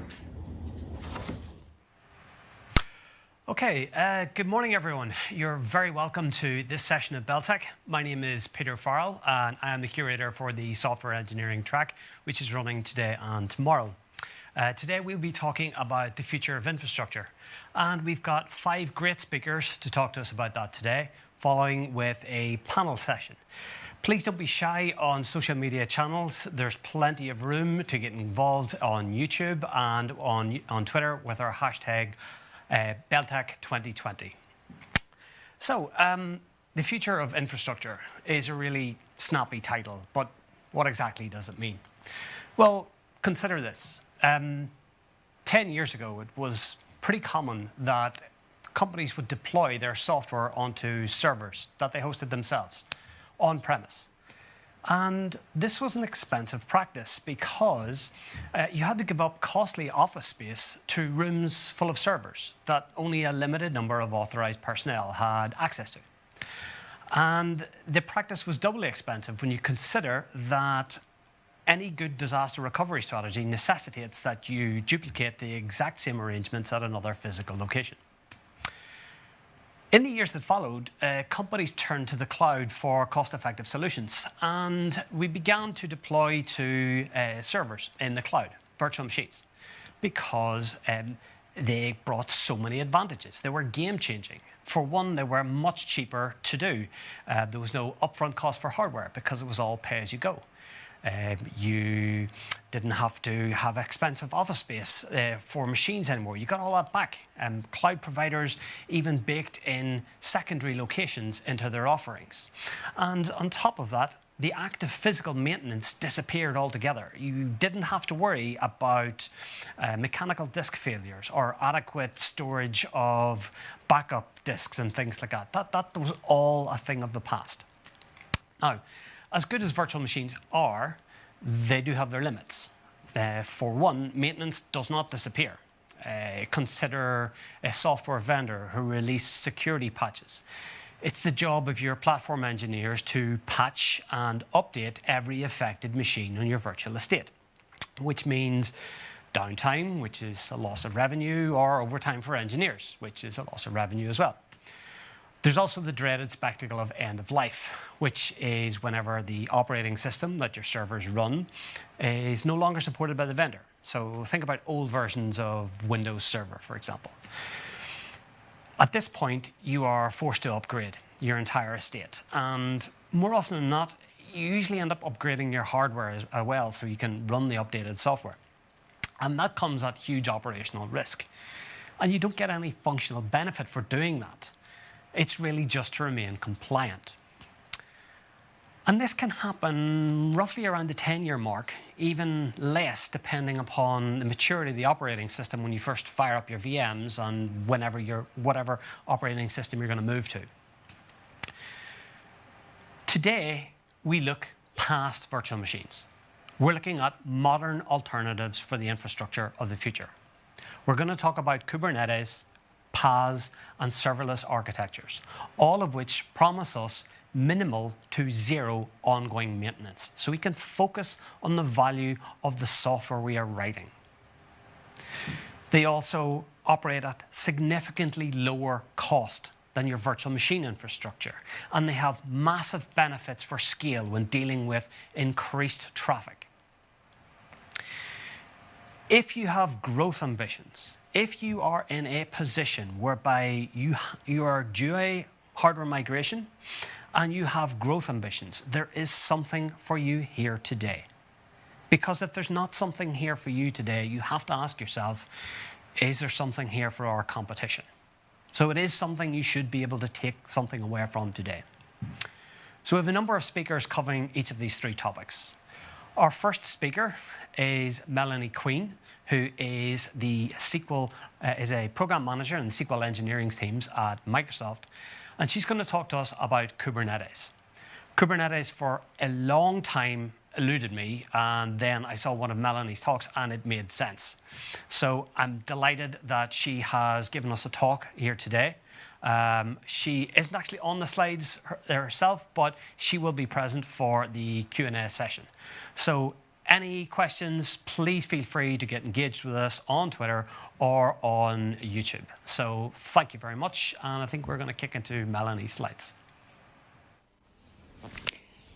Hello everyone, this is Melanie Queen. I'm Program Manager at Microsoft. Today, I'm here to talk about Kubernetes. Our challenge of the day is to talk about Kubernetes, but no buzzwords. Let's get started. Container technology is spreading like a wildfire in the software world, possibly faster than any other technology in the past. Containers are a good way to package and run your applications. Inside a container are all the necessary executables, binary codes, libraries, and configuration files. It's highly portable. It enables more efficient use of system resources. However, in a production environment, you may need to manage hundreds and even thousands of containers. So something could happen here, such as when you have one or more containers off, you need to restart them. Or you may have one or more applications which are extremely busier than others, in which you need to scale more instances to handle increasing demands. So all those challenges around managing scalability, availability, or even more issues around networking, monitoring, security when it comes to manage massive number of containers. All those challenges could be handled more easily actually by a system with a series of mechanisms. It's acting as a container orchestrator. That's where Kubernetes comes into play. Started by Google in June 2014, Kubernetes is a portable, extensible, open source platform for managing containerized workloads. It has a large, rapidly growing ecosystem. Over the past few years, we've seen fantastic momentum in our projects around Kubernetes, and it's becoming better and better every day. We are excited to see Kubernetes is backed by a huge open source community and received millions in contributions since 2016. Our major cloud providers are working on managed Kubernetes offering to make it simpler and more friendly to customers.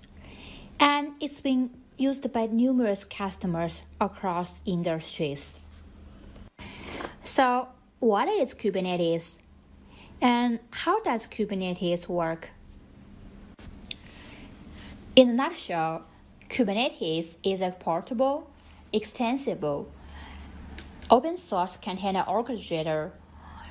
When you deploy Kubernetes, in the case that you are not using any automation tools such as kubeadm or Ansible, you need to download binary releases for each component to install your Kubernetes cluster. There are a few possibilities. In general, people choose to set up one master node or multiple master nodes for high availability purpose, and a couple worker machines, which based on your requirements. A Kubernetes cluster has a set of worker machines in general, and usually we call them worker nodes. That's where your containerized applications are actually up and running. From the diagram, we can see it's quite complicated as an architecture. But since Kubernetes is extensible and we got a lot of flexibilities in there, but also it adds some extra complexity to operate the solution. So that's why I loved working with Azure Kubernetes service. It's highly managed. All the components in the master node managed as a control plane. And for end users, they only need to manage the worker nodes, which are actually virtual machines in some cases. It reduces operating costs and administration efforts. It also enables developers to focus on their job and deliver best business value.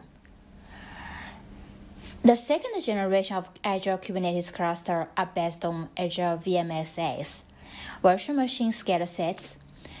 It automatically creates VMs from a single central configuration for better scalability and use availability zones for HA scenarios. Some major advantages of Azure Kubernetes service are worth mentioning here. Since it's based on container technology, it's highly portable. Technically, any applications, as long as it can be containerized, it could be up and running on Kubernetes. Since Kubernetes operates at the container level, it provides some general features very similar to platform as a service PaaS offerings, such as automated deployment, scaling, load balancing, logging, and monitoring. However, Kubernetes is not monolithic, and these default solutions are extensible and pluggable, which gives users more flexibility to incorporate plugins, such as CNI plugins for networking, CXI drivers for storage solutions, as well as other add-ons, services, and interfaces to extend the core functionalities of the platform. Azure Kubernetes Service is a platform designed for citizen developers. It supports both Windows and Linux containers. It's been deployed over 13 Azure regions, not only as a public cloud offering, but also supports private data center with Azure Stack. And even we can see some very positive growing about deploying AKS on IoT edge devices.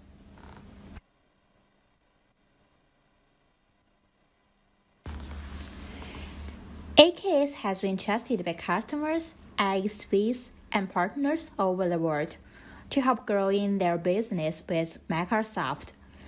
AKS also became the first class service on Microsoft Azure platform. AKS is trusted by so many customers for a good reason. As a top-class container orchestrator, it provides a magnificent platform to host containers, where you can lift and shift your applications with minimum code changes. And when you do need some changes to re-architect or even rebuild your applications, AKS is also a good candidate for hosting microservices-based applications. Together with DevOps, AKS boosts productivity by leveraging fast and secure deployment. Since Kubernetes supports both stateless and stateful workloads, it's also making a difference in big data analytics and machine learning scenarios. It works with high-performance big compute with GPU support. With its high scalability and availability, Kubernetes addresses many sophisticated challenges while working on IoT solutions and real-time data streaming scenarios. To make a difference in all those scenarios, Kubernetes itself is not enough. It's an open-source application delivery platform, Azure Kubernetes Service has a great interaction with numerous services in Azure, such as Azure Monitor, which provides an end-to-end monitoring experience from the cluster level all the way through worker nodes, and integrated with Prometheus to provide better insights on individual pods where your application actually running. With Azure Security Center and Azure Policy, it provides security recommendations, environment hardening, container runtime protection, and more. All the features to help end users to build a secure and compliant environment. Also, since Azure Kubernetes Service is based on upstream Kubernetes, it supports application deployment with Helm charts and working with other projects such as Virtual Kubernetes, KEDA in Kubernetes community.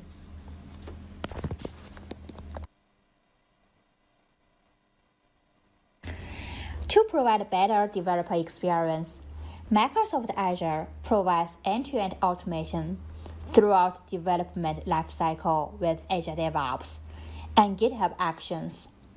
Manage inner cycle of your application development with Azure DevSpace enabled. Azure Board for project management. Manage your delivery cycle with Azure Pipelines. The use of Helm charts to deploy applications and Azure Container Registry, ACR, handles private Docker container images as well as related container formats, working with infrastructure of code solutions such as Azure Resource Manager, ARM, and Terraform templates, all the way through to deploy your application in Azure Kubernetes Service. Kubernetes project is now maintained by Cloud Native Computing Foundation, CNCF. We are happy to see Kubernetes Service receive so much great energy from the community every day.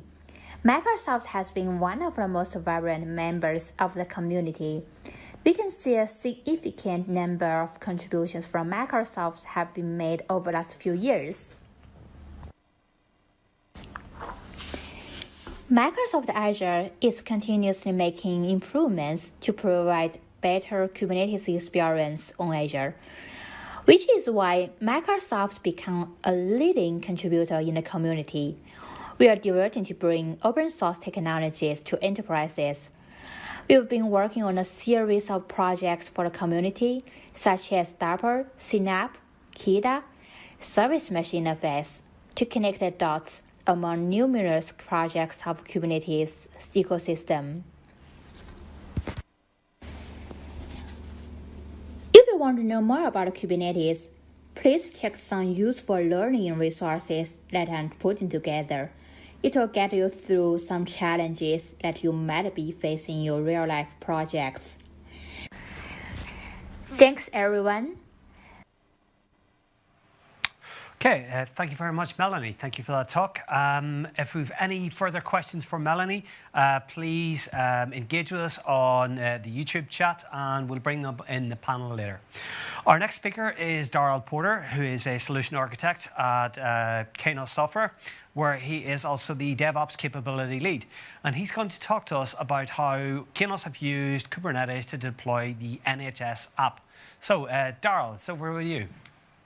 Brilliant. Thanks very much, Peter. Let me just share my screen here and get my video off.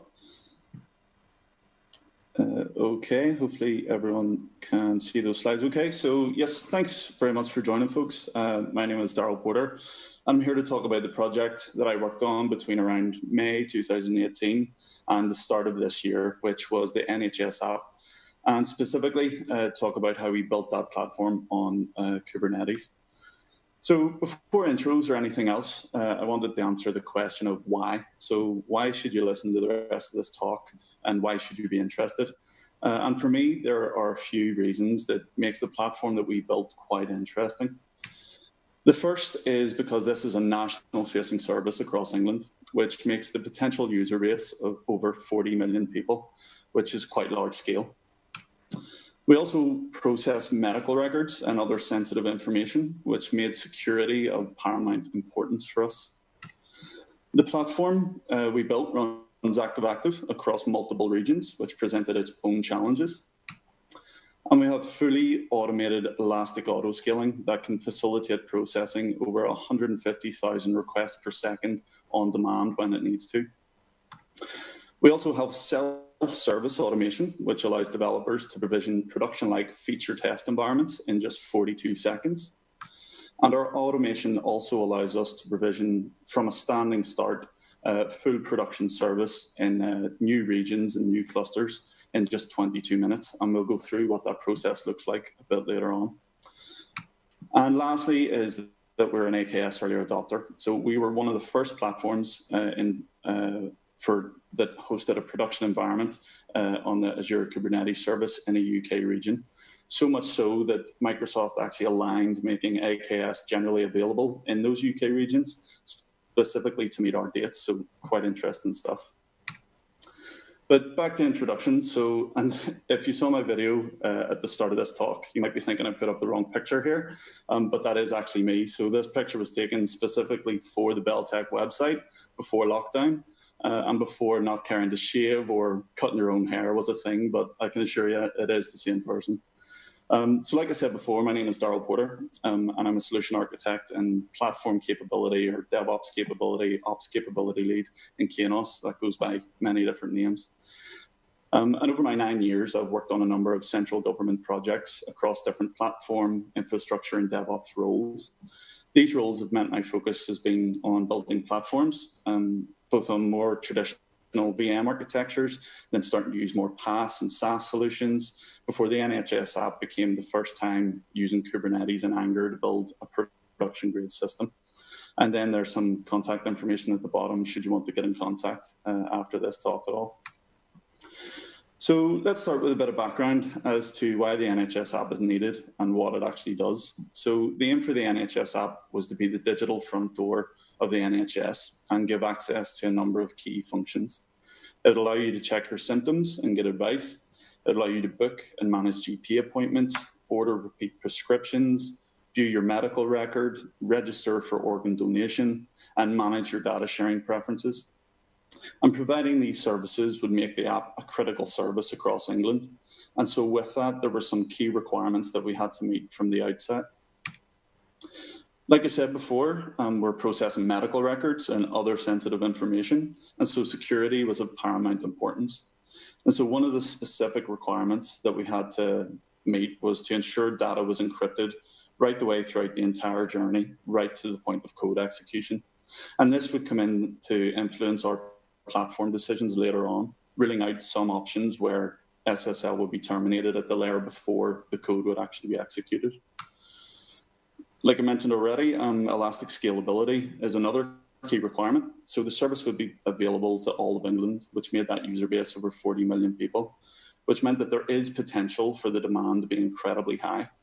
But at the same time, if demand was low, then the platform should scale based on that demand and to be as cost effective as possible.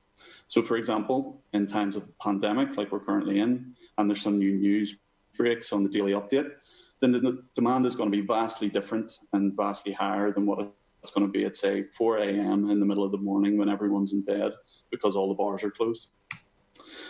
Like I said already as well, the NHS app is a critical service, and so it needs to be able to cope with disaster scenarios that could potentially affect the availability of entire regions or data centers. And so another key requirement was to have an active-active connection across multiple regions. And the final requirement I want to mention was the need to deliver at speed. So towards the end of 2017, the then Health Secretary, Jeremy Hunt, announced that publicly that the NHS would have their own app by the end of the following year in 2018. So this created some pressure for us to deliver, given that the discovery phase for this app finished around, at around May 2018. So delivering at speed was going to be really key to getting the service built and meeting these requirements. So on top of these requirements that were sort of laid out to us, there were two key principles that we wanted to inject ourselves to help meet those goals. The first of which was to adopt a cloud-first approach, but more than that, adopt a platform as a service or software as a service approach, also using PaaS and SaaS options where possible and where appropriate. This would remove the development and management overhead of having to build and manage things yourself, when that layer can be offloaded to your cloud provider via PaaS and SaaS options. Doing this allows you to stop having to spend time, effort, and investment on things you just have to do when building a platform, things such as patching and general administration, and instead focus on the higher value add tasks like fine-tuning and auto-scaling, improving your security practices, and improving your release mechanisms, for example. And finally, the second principle was to automate by default. Automation is at the core of everything we do, and it's really key to achieving these requirements, whether that's related to delivering at speed by enabling self-service for developers, ensuring security by removing the potential for manually made misconfigurations, or auto-scaling by enabling Kubernetes native or AKS native features. Automation is really key, and so everything in the platform provisioning or software development lifecycle would be automated by default. Sorry. So the purpose of this talk is to really focus on the platform and Kubernetes side of things. But for context, I'll just give a very brief background of the software side. So another requirement was that the app would need to be available on both Apple and Android app stores. And so it was decided to build a single-page web application that we would then surface via native Android and Apple apps. Node.js was adopted for the front-end application, with .NET Core adopted for back-end functions, and this was all built in a microservices architecture pattern. But back to the platform side of things and some key design decisions that were made. So the first was to build on Azure. Azure were a partner of NHS Digital, and so that was quite a simple decision. And the next was to use Kubernetes. So after a review of various different PaaS and SaaS options, Kubernetes was chosen owed to the speed at which it can scale and more granular control it gives you, which would allow us to meet our security requirement of having to ensure encryption to the point of code execution. We knew that through implementing sidecar Nginx containers alongside application containers in the same pod, that we could terminate the SSL connection within the same boundary, achieving that security goal. And so with using Kubernetes and Azure, the obvious choice was to use Azure's Kubernetes service, which would remove a lot of the development and management overhead of having to build and run your own Kubernetes clusters. Sorry, did someone say something there? Oh, sorry. So we're deciding to use AKS. AKS at that time was in a private preview, and so we were given early access to that private preview. And then after that, worked closely with Microsoft to align the date. It was made generally available to align with our go-live dates for both single and multi-region. The next important technology decision was Cosmos DB, and more specifically, Azure's Cosmos DB PaaS offering. This would allow us to write session state data to a Cosmos DB instance from multiple regions and share that state across regions with very low latency, enabling us to achieve active-active across multiple regions. And so with these key technologies chosen, let's have a quick look at the high-level design of the platform. So at a very high level, the architecture is very simple. Users enter via an external CDN service, which is publicly accessible on the internet. And we chose an external CDN service at the time simply because Azure's own CDN was not yet available. So if we're doing this again now, that might change. The traffic then enters Azure via Traffic Manager, which routes traffic active-active across multiple regions and targets an ingress controller deployed within the Azure Kubernetes cluster, which we'll see in a slightly more detailed diagram in a few slides' time. All microservices of the application then run within the Kubernetes cluster and use Cosmos DB for sharing session data, like we've already mentioned. All other data for the system regarding medical records or appointment data is hosted by third-party services, and so it's not something that we have to host ourselves. A host of other services are then used, such as Key Vault, Event Hub, and Azure Storage, and Azure's Container Registry, which is configured to replicate across regions, again, further supporting our multi-region. The next thing I want to talk about is that 22-minute figure that I've mentioned, which is how long it takes to go from having none of this provisioned at all to having a fully running production service. And to achieve that, two technologies were really key for us. The first is Terraform, which allows us to fully automate the provisioning of all our Azure components. And the second is Helm, which allowed us to condense all the Kubernetes resources that the app requires to run, such as ingresses, services, deployments, etc., into one deployable, versionable, promotable, and traceable artifact. And it also allows you to template your Kubernetes configuration and supply variables files to differentiate between dev, test, and production environments, removing the need for any repetitive code. So like I said, these two technologies are key to that 22-minute figure. And so in the next slide, I want to just run through all that's involved in that 22-minute process. So as I mentioned earlier, this is the first time that I had used Kubernetes in anger to really build a production-grade system. And one area of concern that I had was that I didn't have a clear picture of what the CI/CD process would need to look like for a Kubernetes platform. But in reality, it's not too dissimilar to the pipelines that I've been used to on more traditional VM architectures. So you still have some infrastructure elements that need to be provisioned and configured before the app can be hosted. And for us, those are split into common and cluster-specific jobs, which invoke Terraform and Helm deployments via shell scripts that run on TeamCity. You then have some artifacts you'll need to build, which in our case are Docker containers and Helm charts. And you'll then want to deploy these artifacts somewhere to test them before iteratively promoting and deploying these artifacts through environments to ensure that it's the same thing running in production that was tested in those non-production environments earlier in the pipeline. And the only thing that lies outside of this automated process is the releasing of the thin native apps into app stores, and that's given the dependency on App Store approvals. The last technical diagram I want to show depicts our Kubernetes deployment pattern, which has evolved over time, and it's one that works really well for us now, and supports hosting multiple versions and releasing new versions with zero downtime. And so I just wanted to highlight a few key areas. The Nginx ingress controller is deployed using an open source Helm chart, and we deploy this in its own namespace, which provides a layer of separation from the application and allows you to restrict traffic flow between namespaces via network policies.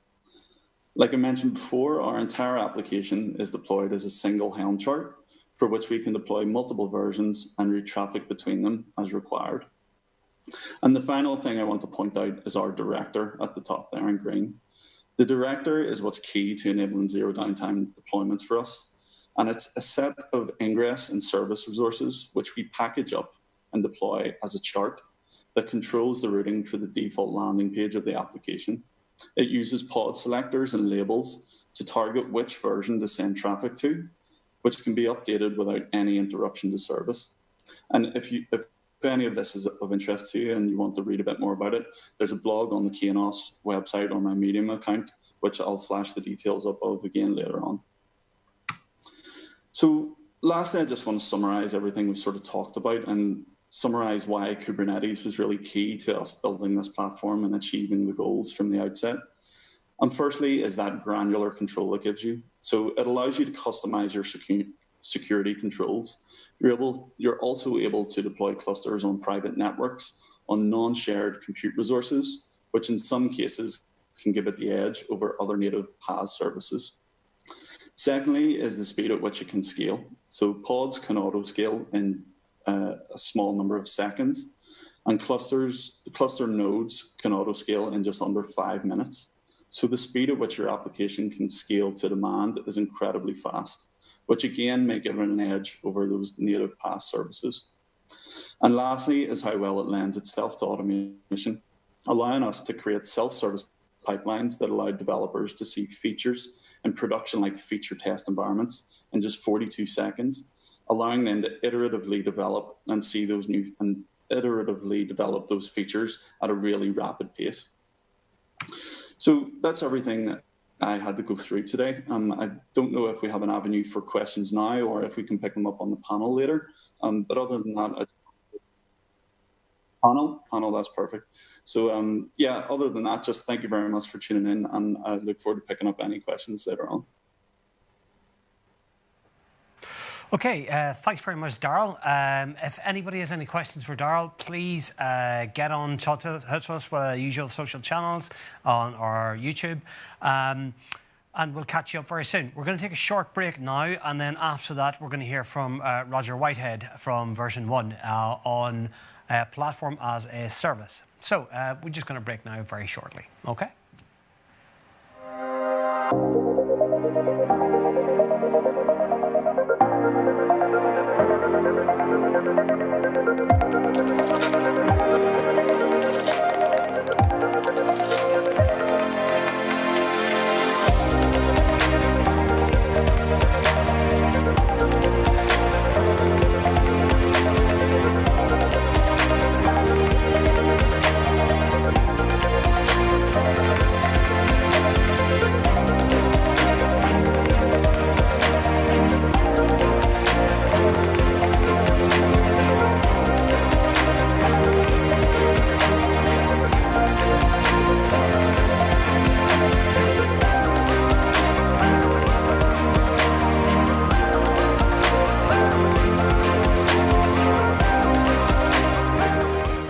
Hi there, Gary here from Uniscore. Just want to say it's great to see BelTech ready to start with everything going on COVID-19 related.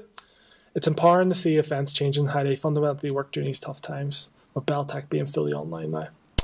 Having looked at the speakers and topics lined up, it's definitely going to be a great week watching local talent discuss popular topics amongst the IT industry. I hope it all goes well, and congrats to the BelTech organisers as well. It's tough changing things at the last minute, so you've done a great job. Best of luck, everybody. Bye now. Hi, I'm Richard from WorkPlus, and we're delighted to be supporting BelTech this year. Although it's a little different, looks like it's going to be a great few days of speakers and some brilliant topics. No sector's been able to absorb the shock of COVID like tech, and also no sector will have as much demand for new talent over the next decade as tech. So it's great that we can come together this week to learn from each other, even our competitors, to make our products and services even better, and hopefully create an even better industry for young people to join in on. Hope you have a great few days. Okay, everyone, welcome back. Our next speaker is Roger Whitehead from version 1. He is the advisory services lead for the UK. And now that we've got Kubernetes covered, Roger's going to talk to us about PaaS, Platform as a Service. So, over to you, Roger. Hi, everybody. I'm going to talk really about PaaS concept, strategies and futures. And for those who aren't familiar with PaaS, we're going to do a little bit of introduction as to what it is. We're going to talk about how you can leverage it and how you can actually make the most out of it, and then also give you an understanding of where it's actually going. So a little bit about version 1, if you're not familiar with version 1. We're a systems integrator, around about 1,300 people, and we work with both with all of the major cloud vendors, including Microsoft, Oracle, and AWS. And do a lot of integration across those different spaces, a lot of mixed deployments across that. A number of offices across both UK, Ireland, and also India. And we also have a very large office there in Belfast as well. So hopefully some of you may know of version 1 already. If not, why not get yourselves introduced? Really, just in terms of what PaaS actually is, really the basic concept of PaaS is really platform as a service, and the emphasis really there is on those two words of platform and service. PaaS is very different to infrastructure as a service that you may be used to from third-party data centers, in that platform really as a service, or PaaS or iPaaS, depending on the variation you're referring to. It's very much around having a capability that gives you a certain kind of either business service or technology service. But the key difference is, unlike IaaS, where you're paying for something that's running for the time that the server is actually running and stood up, maybe 24/7, with PaaS, you're only really paying for it on some kind of metered basis. So you're paying for what you use, whether that's by request, by execution time, by the number of messages that you pass to it. There's a number of different ways in which you're actually using that capability and that capacity. So very often that requires you thinking about things in a different kind of way. So it's not just about how you operate it, it's really more about what benefits you actually get from it. And very often people think that PaaS is actually all about public cloud. Well, PaaS can actually mean a lot of different things to a lot of different people. So you have to be a little bit careful in terms of the definitions of PaaS that you might be using, because It's really a question of how you consume it rather than where it necessarily comes from. So many more specialist vendors with software specialist platforms for accounting and maybe local authority orientated or public sector. Often those can be provided as PaaS, but actually underneath there are a whole combination of lots of different services. So PaaS can be public, private, it can be hybrid. It really is a question of therefore how you're using it. And it can extend across a number of different platforms, including computing platforms, web applications, business applications, social media applications. So think of PaaS really as a way of helping you build your final solution. It can be the majority of that solution, but it may also just be a small element of it. Typical examples are things in the Microsoft Azure space, such as SQL Azure, Azure Service Bus. AWS has RDS for database services, or Lambda for service execution, or even things like the Google App Engine. And there are equivalents across all the other clouds for Oracle and a whole range of other more specialist kind of clouds. So PaaS is really all about understanding what it is you actually need from it, and then consuming that capability, and then making sure you're paying for it in a way that's cost effective. So as I mentioned, PaaS is really more a consumption and responsibility model. And you may have seen this diagram here before, but if we go from left to right, you've really got your on-premise third-party data center hosting on the left-hand side, where you basically look after everything or someone looks after it for you. You then move through the more traditional infrastructure as a service that many of you may be familiar with if it's your first sort of ventures into various types of public cloud, where the vendor looks after the virtualization, the server, the networking, the storage, and so on, and then you do all the operating system, very much as you might do on-premise. There's then quite a major shift when you move from platform as a service to software as a service, in that rather than you looking after everything, the vendor looks after the majority of the solution. And there's often quite a gray area between what is PaaS and what is SaaS in that situation. But generally with a PaaS platform, the cloud vendor looks after everything for you in terms of the operating system, all the infrastructure, all the underlying middleware. So the key thing really with PaaS is you don't necessarily need to know or even to care where that service is running from, as long as it matches your requirements. So really what you're focused on is that application and that data layer at the top there, and understanding what that means and how you can get the most out of it. Typically, software as a service tends to be a more complete solution that you would pay for it as a per user or a per sort of measurement mechanism, but platform as a service usually is the one that's used to build many things. So actually you'll find PaaS components in software as a service and sometimes vice versa. So really it's focusing on those top two layers around applications and data and what you need from them. And in terms of future directions, everything is moving right. So all of the vendor solutions, all of the things are moving towards platform as a service or software as a service. Infrastructure as a service is really only going to be running for those specialist or legacy applications that are either unable to move or for data security or other reasons can't move to those right-hand sides. So the direction of travel very much is PaaS and SaaS as far as all the major cloud vendors are concerned. What are the advantages of PaaS? Well, the key advantages really are there's no procurement. There's no CapEx kind of life cycle model that you need to follow in terms of buying expensive infrastructure and looking after it and servicing it and so forth. There's no real operational overhead other than making sure that you're getting the most out of the service. And the key thing really, therefore, as I mentioned before, is focusing therefore on what your business need is, what you have now, what's your requirement, what's your service level that you're looking for, and how do you achieve that. You don't have to worry about software patching or upgrade responsibility, and that's a double-edged thing because you need to move at the velocity of the cloud vendor, but you don't have to worry about patching and upgrade and all of that. Generally speaking, there's a fairly predictable cost model, and it's usually based on volume of use or volume of consumption or the way in which you execute things or the length of time you execute for. It's designed to be easy to consume, so it's done through configuration, and you can enable services quite quickly. It's scalable and available either at a national level or even a global level, depending on the service. And the key thing here is focusing on your business functionality and not having to worry too much about the operational aspects, because that's now the cloud vendor's responsibility. A lot of organizations aren't necessarily totally comfortable with that at first, but it's something really you have to understand and have to focus on. It's what are you getting out of it that's the key, as opposed to how necessarily it's being run for you. What's key really with PaaS is it's very much oriented towards low code or reduced coding approaches where you're leveraging platforms, bringing those capabilities together. And if you're looking to do more innovative approaches, or you're looking to move to more agile kind of ways of delivery and more iterative ways of delivery and delivering solutions very quickly, which obviously in the current context has become increasingly important, it allows you to bring those things into production much more quickly than some more traditional approaches have done previously. So if you don't have to care about the underlying infrastructure and where the servers are and whether there is a server, What are the things you do need to worry about? Well, you need to understand what your future scale is and your performance is to make sure that you actually have the right capacity there and the provision that you're looking at. You need to understand how the service is actually going to be charged for and how it's going to be billed. Now, with some services, that can actually get quite complicated, particularly if you've got multiple services working together. But you need to at least have an idea of what's driving the cost model that you're about to use.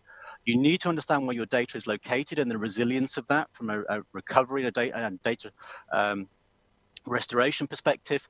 And you may also need to understand that from a data compliance and a security perspective because of GDPR and where that data is actually being processed. Often PaaS services can run in multi-regions, so you need to understand where that data is transiting through, particularly when those services are new. Typically, PaaS services tend to originate in the host country of the vendor, which is predominantly the US, and then move out to other regions. So you need to understand where that data and those services are being provided from. What's key also is understanding your service SLAs. So what's your support agreement? What does it cover you for? What's the uptime? What does that mean? That may be different to what you have. Therefore, there may be a gap there that you need to understand how you bridge. Data compliance and security we've mentioned.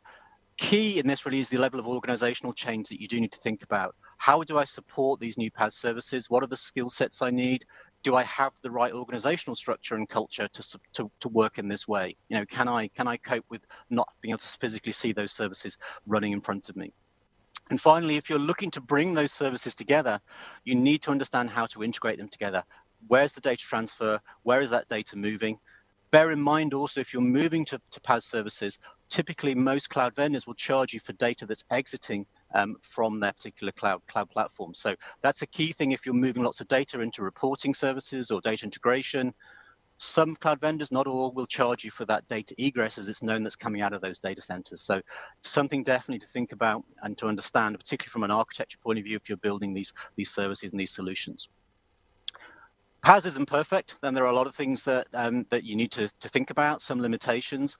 And a lot of the limitations, however, are really more when you're actually on that migration journey, moving from an existing on-premise platform or an existing solution to PaaS.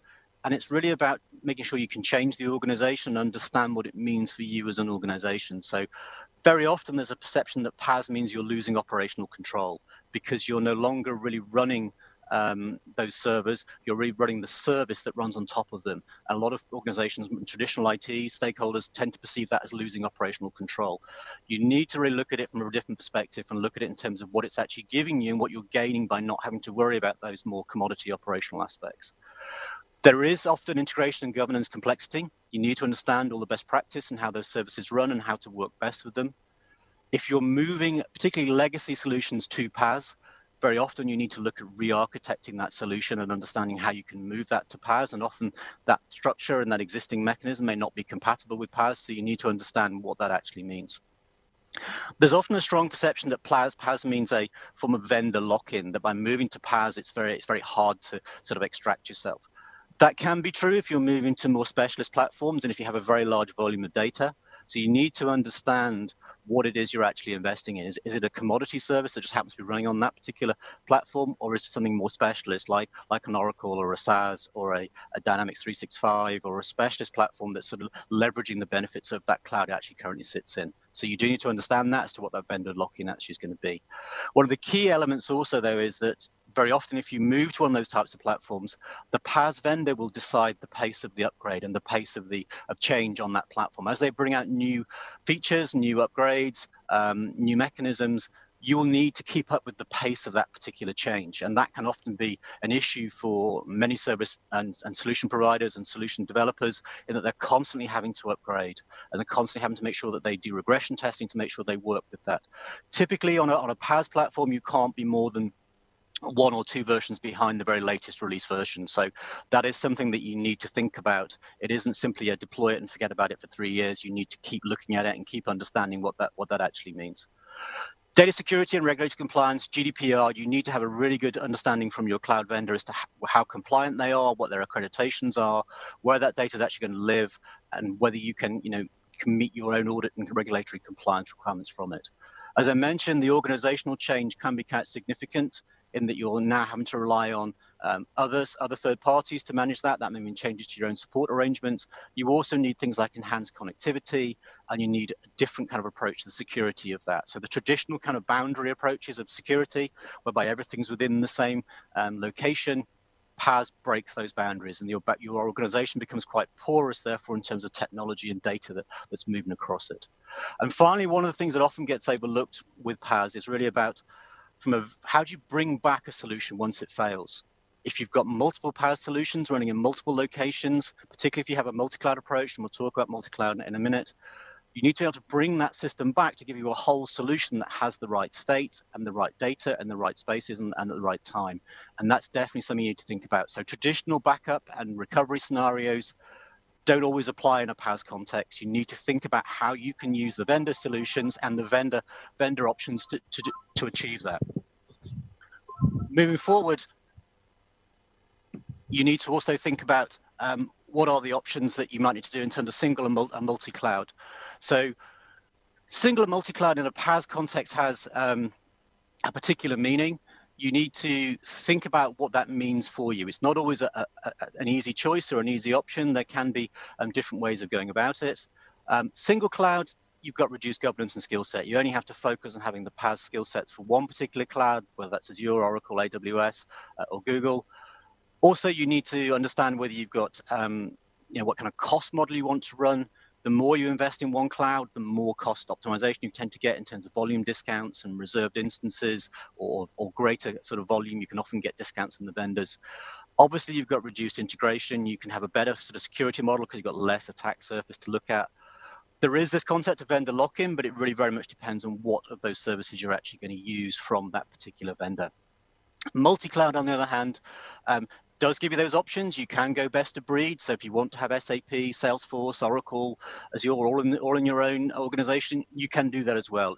Often multi-cloud is adopted because people want to spread their risk across multiple vendors and don't necessarily want to be beholden to one particular vendor. Multi-cloud can give you that. You can balance off the risk, obviously, from a disaster recovery perspective, potentially, or if you want to go in different regions with different vendors where they don't have a cloud data center, particularly, you can do that as well. If you go multi-cloud, you're automatically being forced to a more portable solutions that you build. So you can't necessarily exploit all the innovation and the transformation capabilities of some of those specialist vendors. So there's a trade-off there that you may want to consider. In terms of the complexity and the governance and the resourcing demand, there is also a need to understand what that really means for you. If you're managing multiple clouds, you need to understand all the security and the training and everything that goes with that particular cloud, and what are the skill sets that you need to have with that. So it's a balance, and it really depends on how you as an organization choose to run your solutions, who supports them, who manages them, as to whether that's the right approach for you or not. So you think about going on that PaaS journey. What are the strategies that you need to leverage that sort of future potential for PaaS? Well, firstly, you need to change the organizational culture and embrace the model of PaaS. Accept that it's a service. Accept that you can only control directly certain parts of it, but then move to that more kind of service management mentality. Adopt that service broker idea in that you are working with the various cloud vendors to get the maximum capability of that service that it offers you. To get the most out of PaaS, really, you just need to understand what you currently have.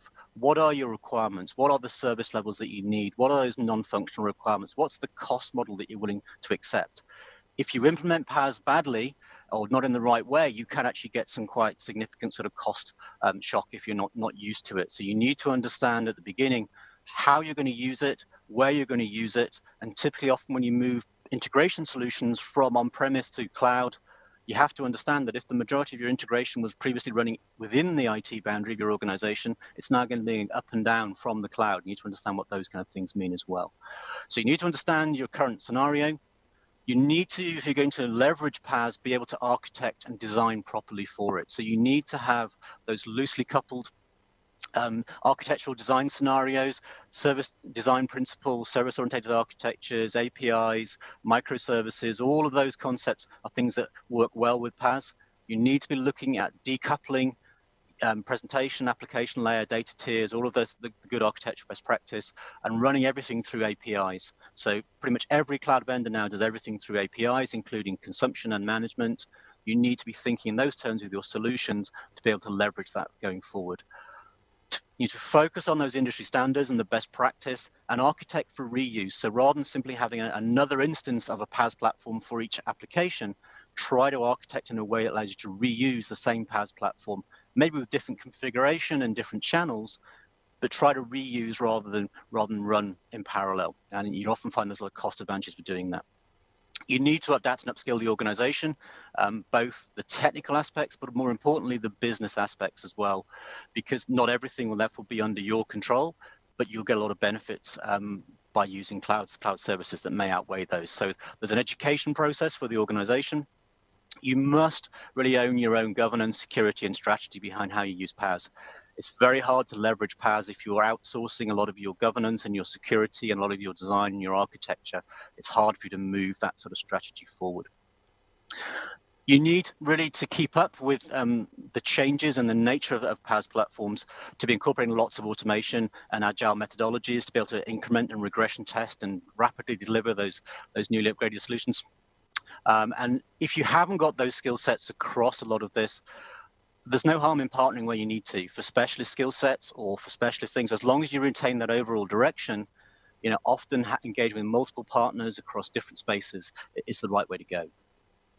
So really, in terms of finishing off really this talk, where is PaaS heading? Well, as I mentioned before, that the direction of travel is PaaS and SaaS.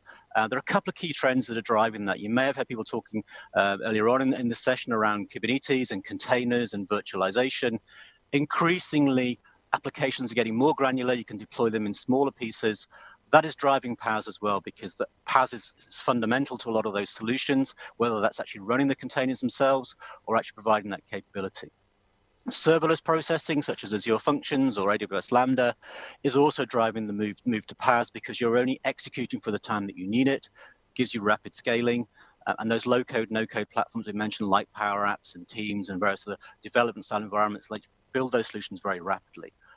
All of that really is driving a decomposition, if you like, of the traditional concept of a server. So increasingly the cloud vendors are building storage arrays, networking arrays, GPU, CPU arrays. No longer it is this concept of an individual server that you have and you own that's yours. You're sharing time of that capability, and that is driving more and more of these PaaS style platforms. It therefore is really a question of thinking about how you assemble those solutions back together to give you that right solution. So really PaaS and SaaS are the future direction of many cloud vendors. You need to understand what that means for you, and it may not be the right choice. It depends what you have. But you need to also accept that there won't be nominated servers. It's all about leveraging the capability, leveraging that benefit that you can have. So that was a very rapid run through, really, what PaaS is, some of the strategies, some of the concepts, and some of the future directions that it's heading in. Obviously, if you want to know more, I'm more than happy to talk to you from a Virtual One perspective. I'll be on the panel later on as well if you've got any questions that relate to that also. So that's it from me. Back to the studio. Okay, thanks very much there, Roger. And that's Kubernetes and PaaS covered for us. Thanks for your questions coming in on the social channel. There's a nice one here sitting waiting for you, Daryl, whenever you get on board again. There's a question from Rajiv here who wants to know about, will the recorded sessions be available later to watch? Yes, they will. I'll have the details of that as per the panel. Our next speaker is Ritu Bhatt from iEngage IT, and I'm thrilled because she's here in the studio with me today. So I'm going to pass over to you, Ritu, and Ritu's going to talk to us about serverless. Okay, thank you. Thanks. So hello, everyone, and my name is Ritu Bhatt, and I'm going to talk about serverless today. I'm going to talk about serverless architecture and applications, and I mean not specifically mean serverless framework. You can check the details of that framework at www.serverless/framework. So what is serverless? Every time this discussion comes up, you will have people saying, oh, there are servers and there is some hardware somewhere. The point of serverless is not that servers are not available. What it means is that the developers and the architects don't need to worry about them. Serverless applications depend heavily on a third-party provider to manage your infrastructure for you.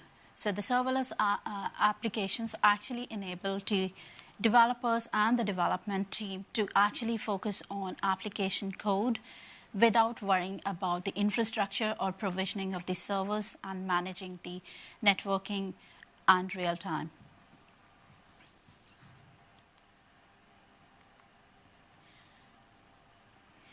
Most of the cloud providers today have moved in, are offering the serverless platforms. If we look at some of the major providers, we see that there is AWS Lambda, Azure Functions, Google Functions, and IBM Functions. On the other hand, open source has also come up majorly in the PaaS space, and we have some of the major ones to name a few like OpenPaaS, Native, Fission, and Kubeless. Now, moving on to the concept of serverless, if we look at this picture in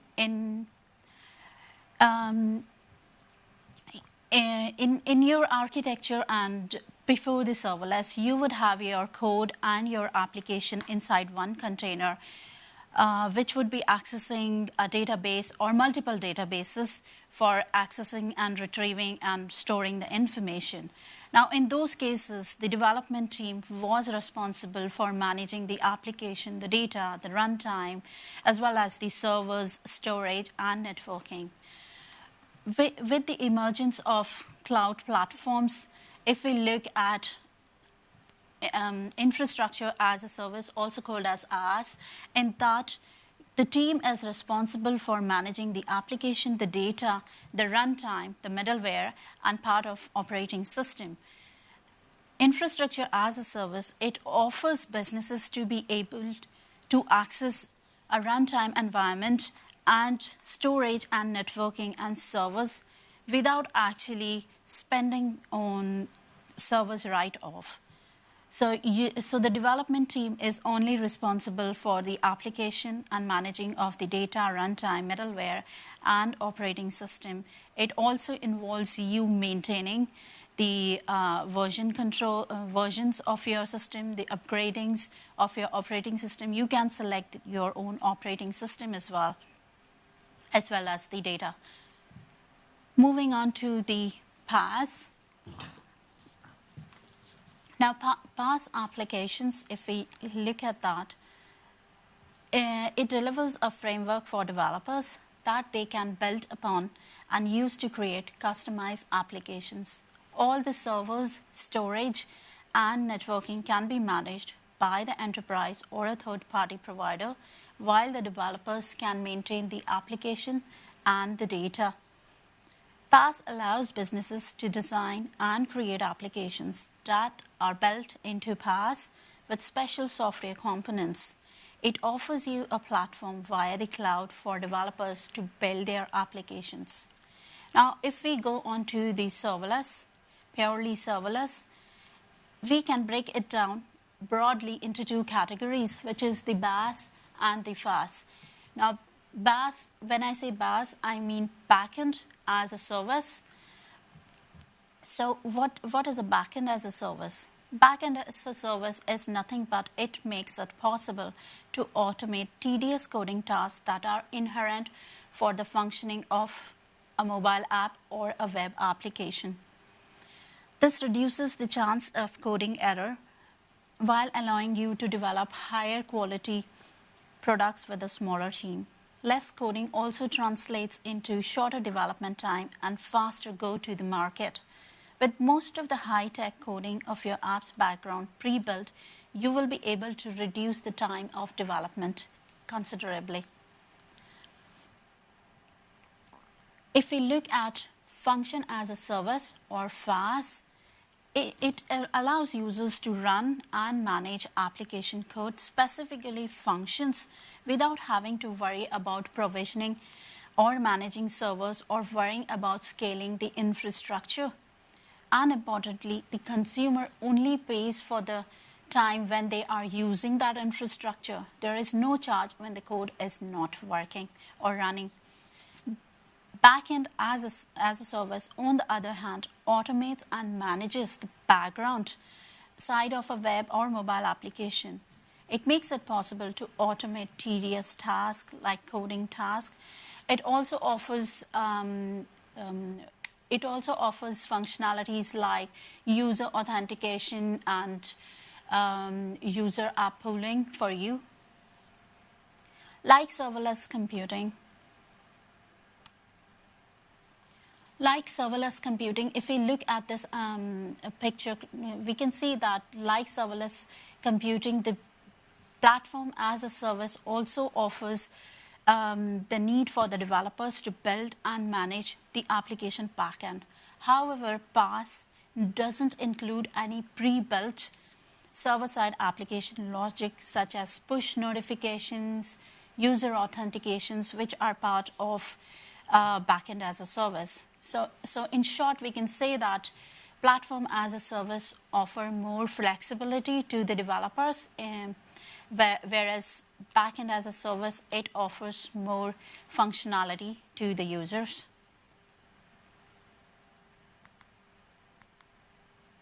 So we'll just quickly go over a case study of a highly available and secure health tech platform that we created recently.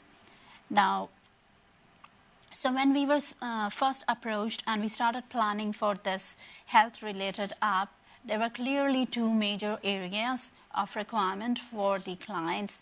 One was because of the business needs and the market, they wanted to build a very secure and highly available app and bring it to the market very quickly. And second thing, they were expecting a large user base, although there was no data to substantiate that they might have. So there was a possibility that although they were expecting a large user base, they might not have that user base. So for most of us who have been in software development for quite some time, this may not look like a very unique requirement that you want to get it out ASAP, but well, they had the business reasons, and there we were. So after a very quick evaluation of their requirements, we immediately eliminated the workflow, decided to go with mobile backend as a service, MBaaS or PaaS in short.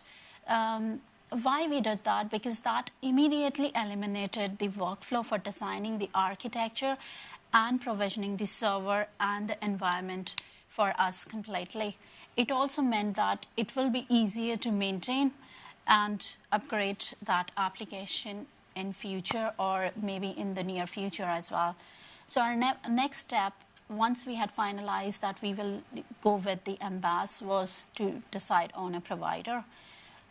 For us, it was an easy choice to go with AWS Lambda, reason being that the iEngage IT team had previous experience of working with AWS, and we also have a few guys who are certified in that. So that was an easy choice for us.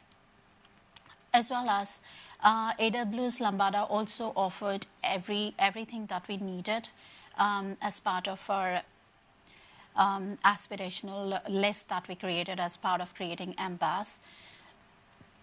In AWS, you can actually build a serverless app by using several different AWS services. Now, each service is actually fully managed, and it does not require you to provision or manage the servers. You only need to configure them together and upload your application code to AWS Lambda, which is a serverless computing service. So if we look at that, this was at a high level why we decided to go with MBaaS. As you can see, you immediately have the capabilities of having push notifications, social media integration, file storage, as well as the serverless APIs. And it also offered the added advantage of managing the data management and infrastructure for us. So and now coming on to the architecture, if you look at it, this was a high-level architecture of what we implemented. You can see that the architecture consisted of Amazon API Gateway, AWS Lambda, Amazon Cognito, the Amplify, and the Amazon DynamoDB.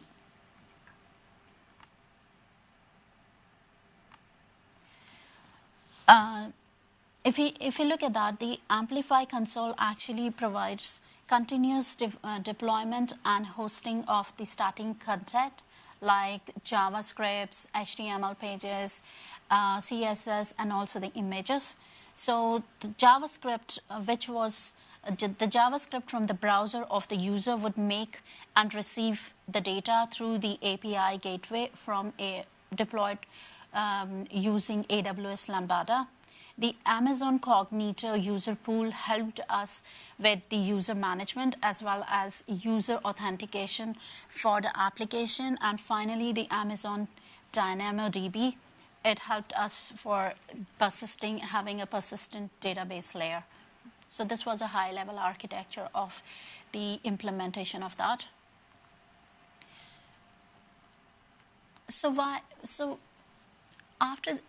If you're still wondering why you need to build a serverless application, well, building a serverless application allows you, in our experience, to focus on your application code instead of managing and operating the infrastructure. You do not have to think about provisioning or configuring servers, since your provider helps you manage that. This reduces your infrastructure management burden and helps you get faster time to market. Now, as I said, there is no server management. It means that there is no need to provision for servers or architect for that. There is no software or runtime to install or maintain or upgrade. Flexible scaling. Your application can be upgraded or downgraded. The components can be changed or toggled, like, say, throughput or even memory. High availability. Serverless applications by default have high availability and fault tolerance built into it. So you don't have to architect those into your application, because the services have that built in by default. The cost, because you don't have to pay for, you only pay for the time that your code is running. There is no idle time cost. So that reduces your cost and reduce go-to-market. Why? Because specifically if I talk about backend as a service or PaaS, because it offers you server-side business logic as well, like push notifications or user management. You readily reuse that logic and build your application from there. So you don't have to actually code or architect for those repeated functionalities which are actually inherent for any of the mobile app or web app. You directly get access to that logic, so which directly reduces your go-to-market timeline.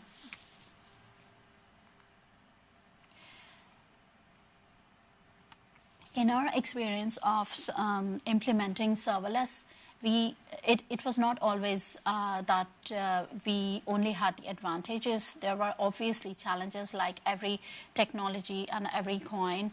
The challenges that we faced were the execution time limitation. Now, if I give you the example of AWS Lambda, it has an execution time limitation of around 15 minutes, but you can overcome that. How?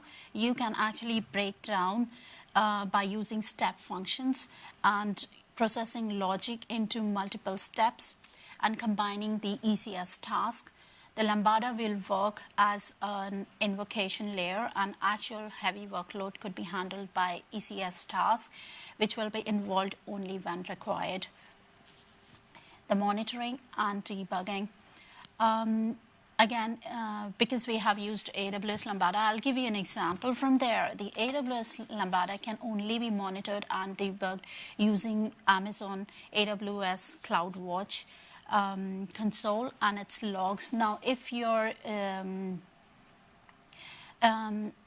data volume is huge, the debugging becomes a bit challenging in those cases. Now, how do you overcome that? There are some emerging third-party softwares and tools like Dashboard and Lowpipe, which provide advanced serverless PaaS, observability, and troubleshooting capabilities. The last one is the vendor lock. Yeah, that's a big one. Now, suppose I give you an example that you have used and deployed your application through AWS Lambda, and you are actually benefiting from the push notifications and the user management server-side logic which is offered by it. Now, supposing tomorrow the business decide that they want to migrate away from that onto a new platform like Azure. In that case, you will have to recode and rewrite all of that logic when you are migrating from one vendor to another vendor. To overcome this is very simple. Open source provides a vendor-neutral approach. It provides you a portability across cloud platforms. Not just that, it also allows you to deploy on premises, on laptop, on one cloud or multiple cloud platforms. So the projects where the businesses are not or they don't have a long-term plan of staying with a specific cloud platform, then I would definitely recommend to go the open source way.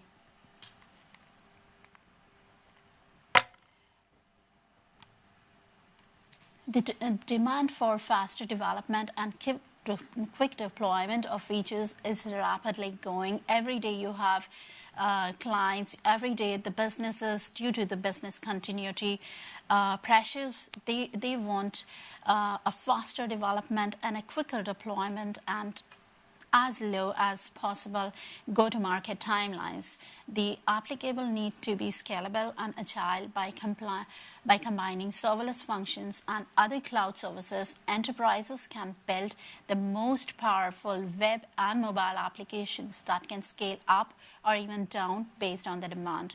To give you some of the examples, Netflix, it utilizes serverless functions to accomplish media content sorting, deploying, publishing, approval, and even for monitoring. And they use connected AWS services over Lambda.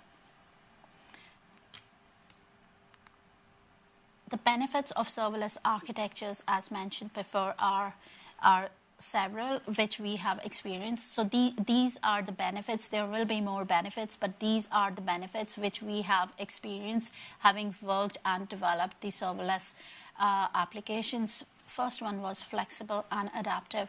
When I say flexible, it gave us the flexibility to decide on what architecture, how much resources we needed. We could scale up or down based on the demand or based on demand, basically. And agile and faster development. We made use of the readily available server-side logic, which helped us to have a very faster development and reduced our development times and rapidly increased the faster go-to-market for us. Separation of concerns, absolutely very important part of it. Why? Because we were only concerned about the application. We didn't have to worry about provisioning or even managing the database or upgrading or any of that. We just needed to concentrate on our code and getting the application at a very good quality. It's highly reusable business logic, highly scalable, low operation and administrative costs because you only pay when your code is running, reduces your cost. It is flexible to choose the development languages, connected cloud services. It is event-driven. So you can actually write a function for each and every event, which is which is what the development team really preferred the way forward for it.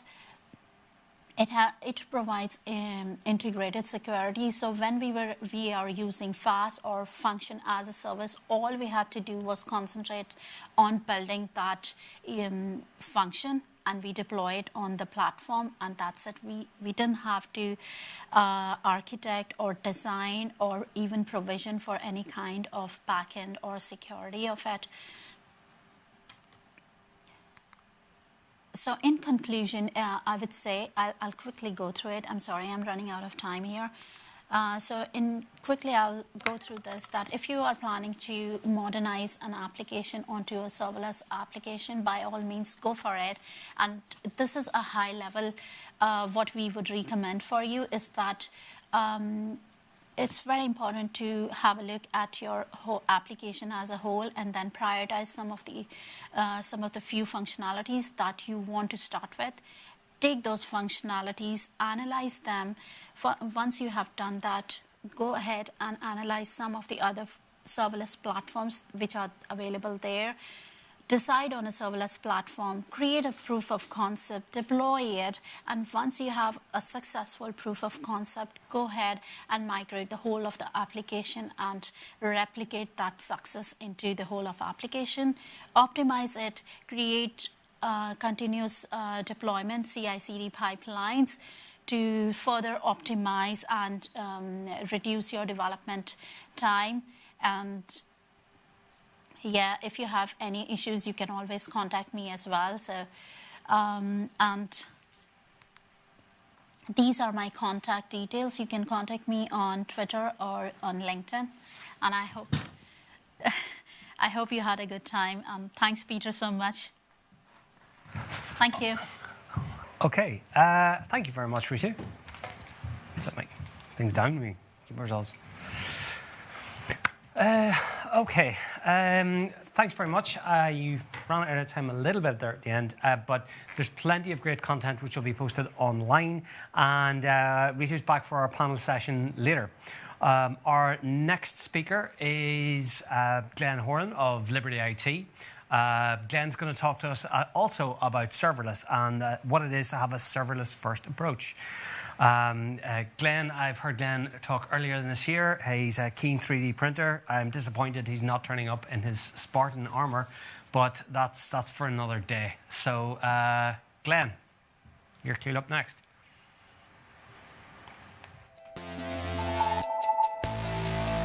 I don't think there is a typical day at Options IT, as each day brings with it different challenges and opportunities that we get to overcome as a team. No 2 days working with Options are the same. They can vary from being on site with a specific client, focusing more on utilising hardware and how they can be exploited, or being in the office on the support desk, using multiple different types of software remotely to troubleshoot with different clients. You get to meet so many cultures and you get to talk to so many people, and then you could be going out on site, visiting clients. We get to work with bespoke technology, applications and software for the financial technology sector, troubleshooting a range of issues both on-site and remotely. One day you could be troubleshooting an issue with one of our networks engineers in our regional offices, or the next you could be delivering that solution to a client face to face. The travel opportunities at Options are endless.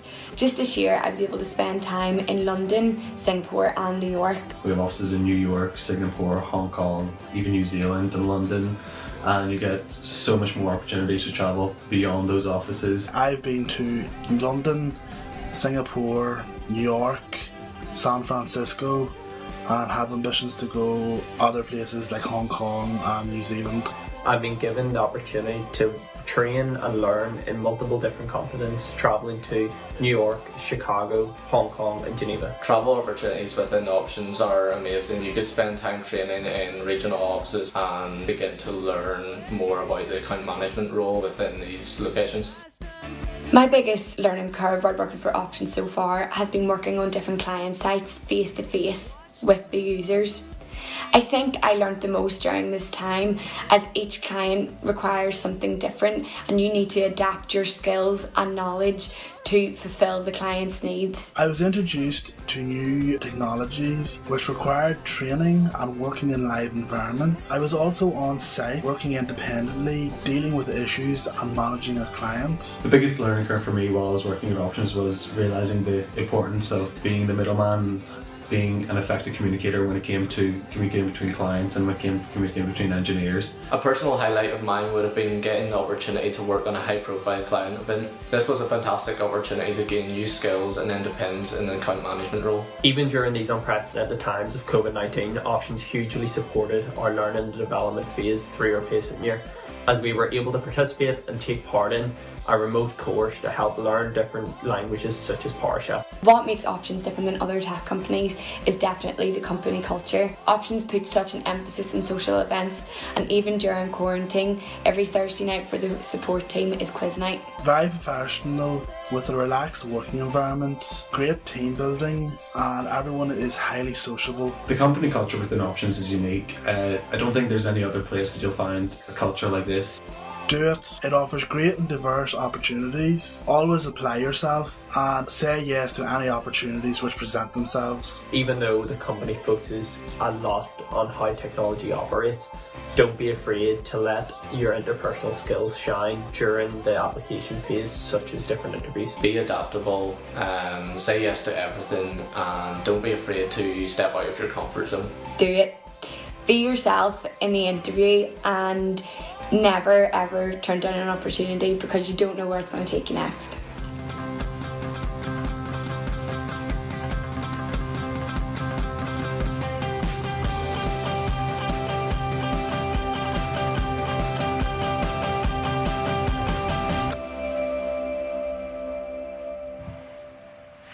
Okay, welcome back everyone. We're still talking about serverless. I'm joined now by Glenn Horan of Liberty IT, who's going to talk to us about Liberty's approach to serverless first.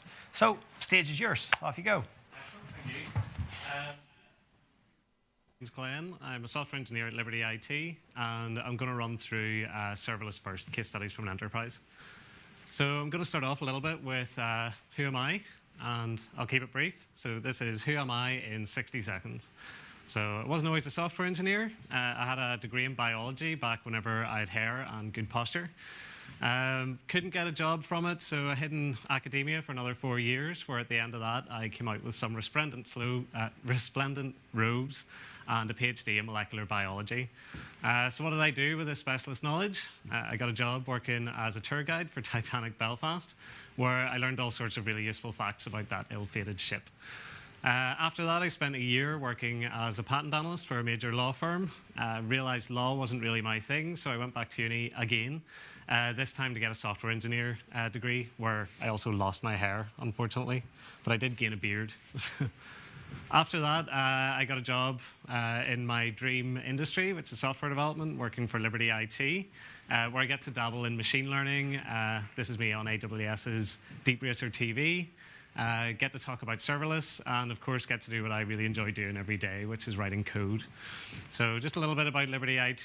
They're the software house of insurance giant Liberty Mutual. We have offices both in Belfast and Dublin, with around 400 staff between those two. So, into the main event.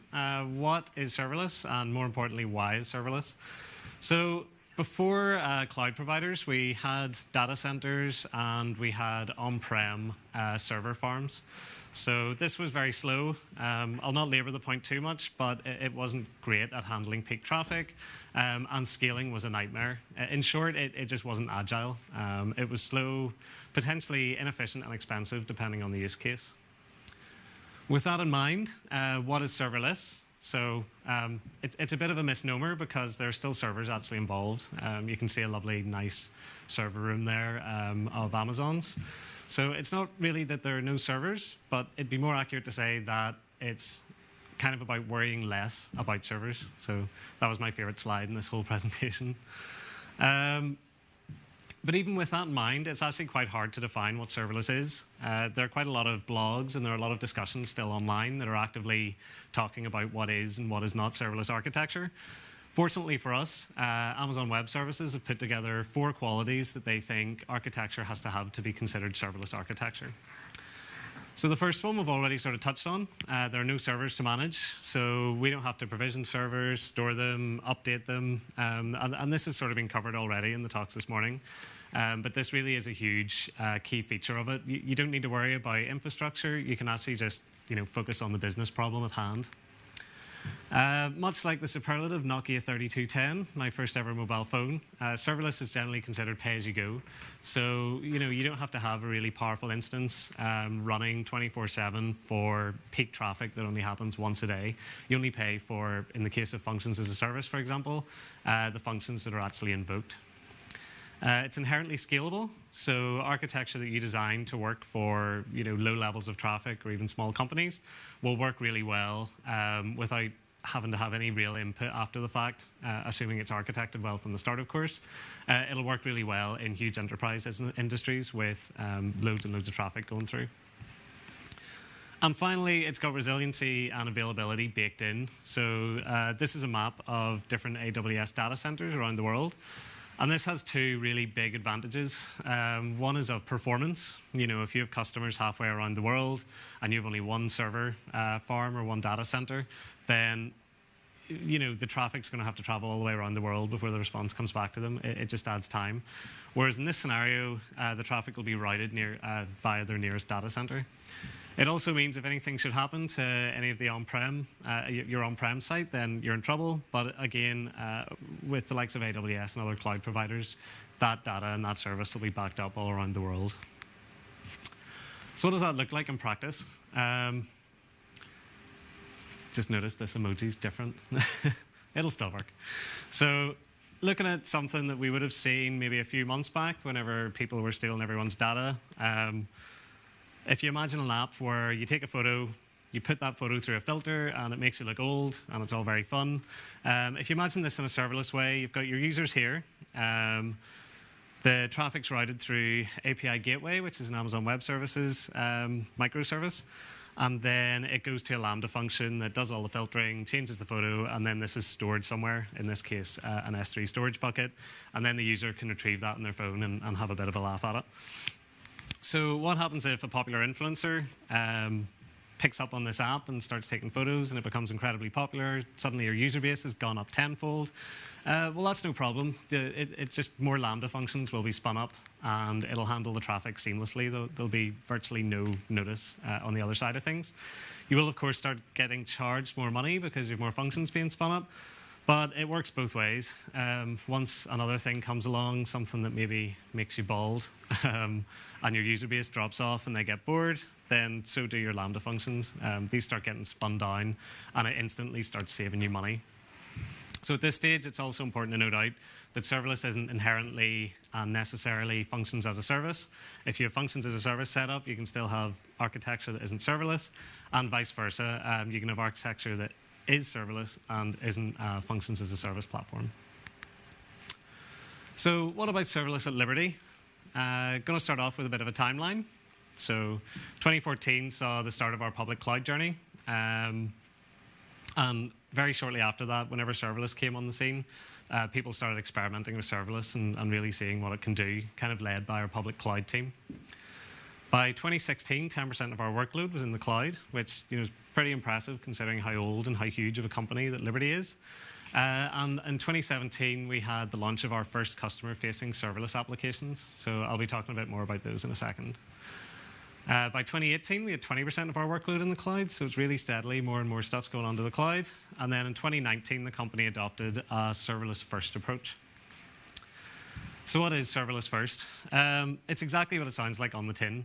Really, whenever we're faced with new architecture problems or even new coding problems, or if we're just having a bit of a play in innovation time, we'll try to solve those using a serverless mentality. So what's really important about this is it's not a case of just shoehorning in serverless and getting serverless to work in cases where it should never actually work, or that it's going to be inefficient, or it's just not the right fit for.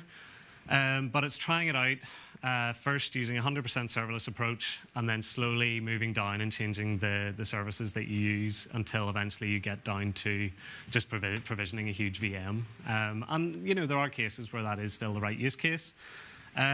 This was taken from a blog from Cloud Zero.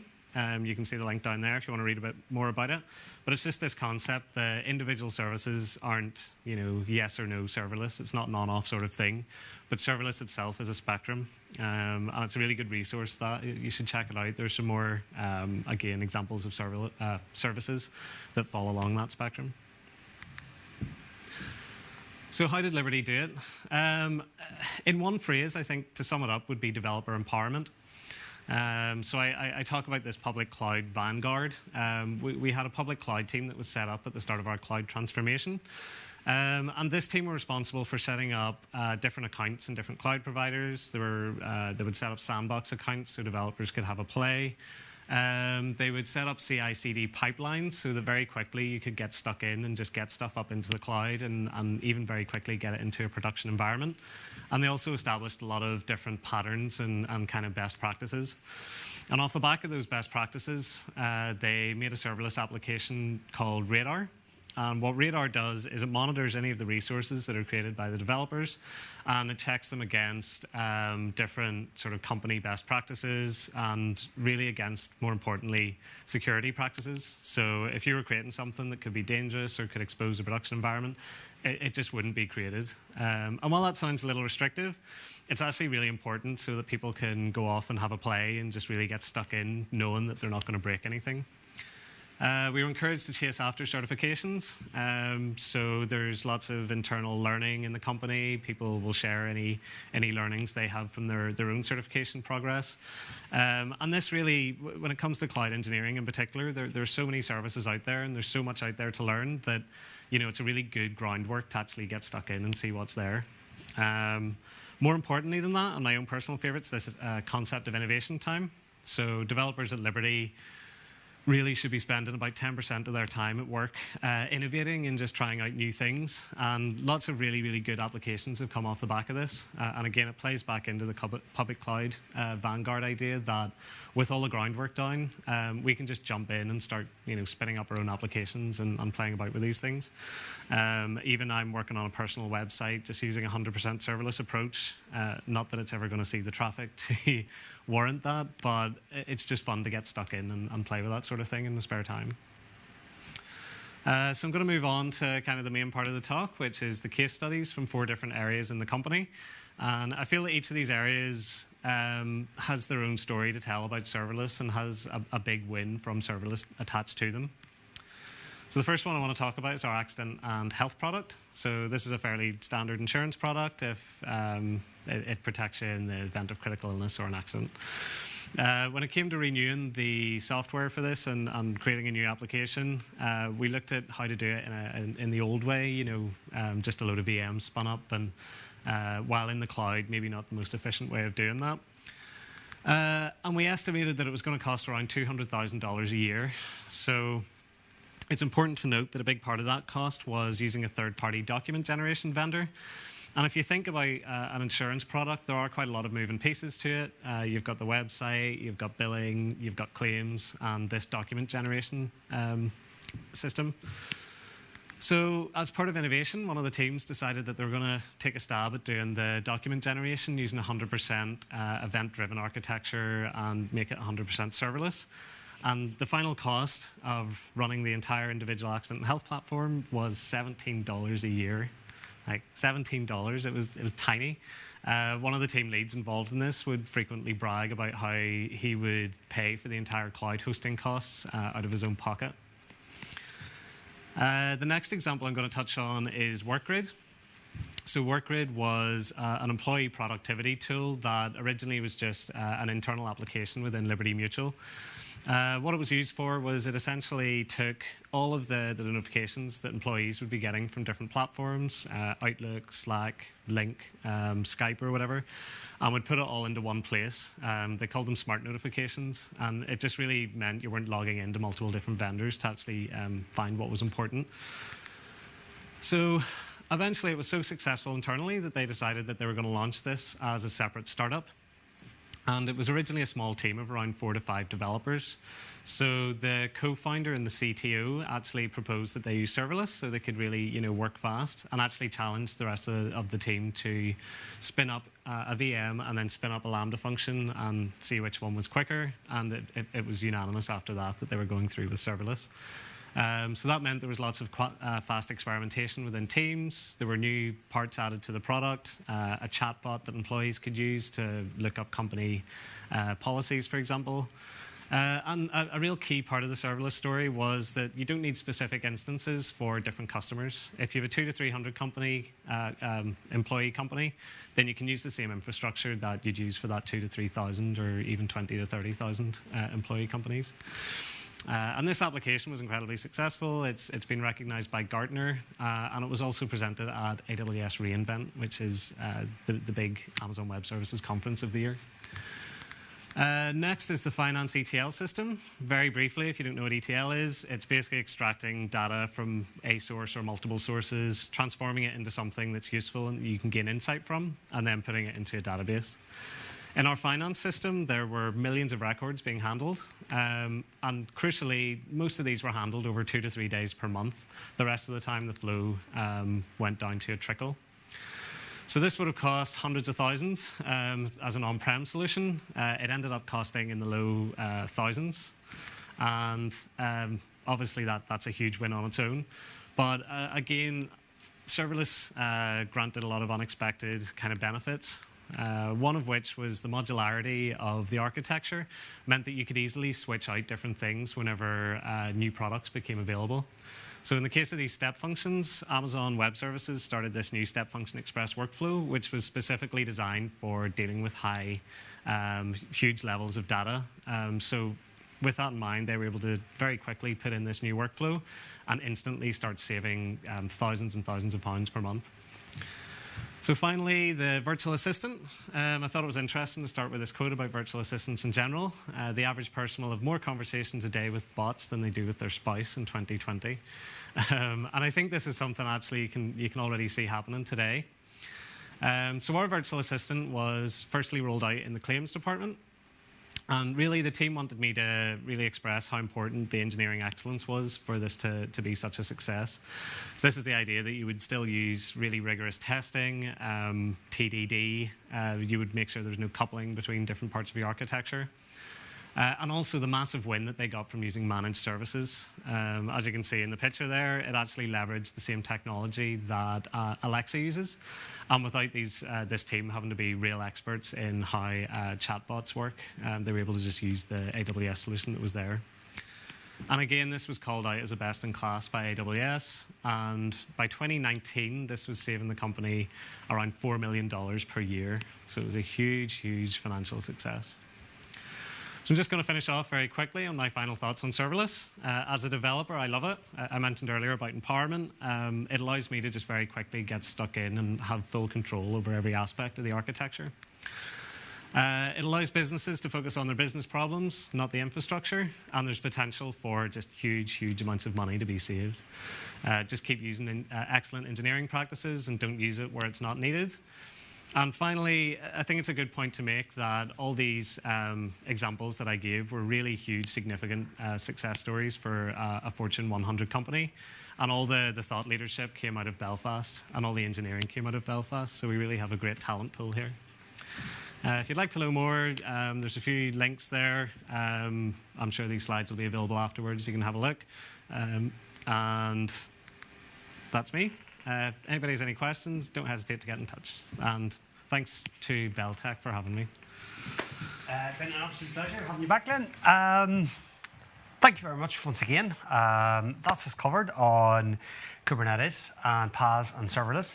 We're going to take a short break now, and then we're going to have our panel sessions where Glenn's going to join me on stage with Ritu, and Daryl, Melanie, and Roger are going to dial in. So we look forward to seeing you very soon after this break.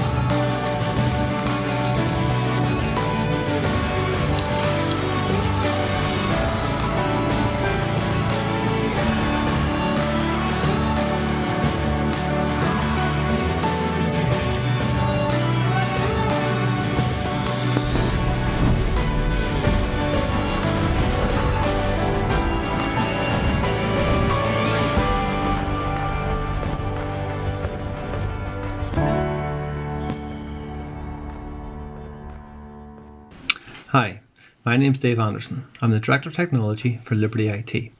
This year, BelTech is going virtual. So from the 22nd to the 25th of June, you can register at the site and attend 4 days of fantastic content. We're going to be covering cloud engineering, software engineering, artificial intelligence, and IoT. It's a brilliant opportunity to learn from the best companies in Belfast and make a global impact. So make sure you come along, learn as much as you can, and enjoy the event. Thanks. Hi there, Brendan here from Belfast City Council. Great to see BelTech up and running again this year. Totally different format, which is great, virtual, week-long and free. Great to be able for the council to support it and offer such a array of seminars and panels, and hopefully some good networking as well will be done online. Hope it all goes well. Looking forward to participating in a lot of different events this week. Good luck and well done. Cheers. Hi, my name is Susie Murda and I am Director of Claims Tech Solutions at Allstate Northern Ireland. And as a company, we are delighted to be supporting BelTech for the 5th year in a row. Now, more than ever, it's vital as a community that we come together to share knowledge on the latest technology, as well as discussing what's happening in the market. I am delighted that BelTech have pivoted and are now going ahead online, as it's the must-attend conference in the local market. For one, I am looking forward to talks and discussions from some of our industry's smartest people. Okay, welcome back everyone. We're now having our panel session just to discuss our 3 different infrastructures for the future. There we've talked about 3 very different approaches to infrastructure for the future. We have Kubernetes, PaaS, and Serverless. And it should be noted that no one approach is more valid than either of the other 2, because each approach brings its own strengths and advantages to the table, and what's right for you and your organization may not be the best fit for someone else. Now, often when I find myself talking about the future of infrastructure, I get engaged by people who say, well, this is all well and good, but that wouldn't work in my organization. We use virtual machines and things aren't going to change, and we're dependent upon virtual machines and we can't migrate. Now, I'm quite cynical and I don't believe that's necessarily true. I think with any sort of architectural shift, whether you're moving from old virtual machines to new virtual machines or virtual machines to one of these 3 approaches, there is a migration plan that is involved. And with moving from old VMs to new VMs, that's migration plan's fairly well understood. It's a standard lift and shift. It's very easy. Whereas getting to one of these 3 architectures, there is more of a learning curve. There is a higher degree of risk, and if you're particularly risk averse, you may pass these 3 by and play it safe with virtual machines, which I think is a bit of a shame, because if you get your migration plan correct, then it could be the last migration that you ever need to make. End of a life will never be a thing. You just keep on trucking on. With that in mind, and talking about migrating legacy code bases to the cloud, Melanie, I wanted to start just on Kubernetes. A lot of people engage and tell me that if I want to migrate code to the cloud, the most easy, straightforward way to do that is to use Kubernetes. Why do you think that's the case? Yeah, that is a really great question. I know a lot of customers are trying to migrate their code to the cloud, so they think of virtual machines. But actually, we have a better solution, which is container. We have also a lot of customers already tried that solution, like on-prem Docker, and doing everything. It's like a straightforward, lift and shift to containers. But when it comes to cloud, we have a lot of options in different cloud providers to deploy your containers. And Kubernetes actually is on top of containers. It gives us, a real flexibility and more agility to manage thousands of containers, which is a really good solution.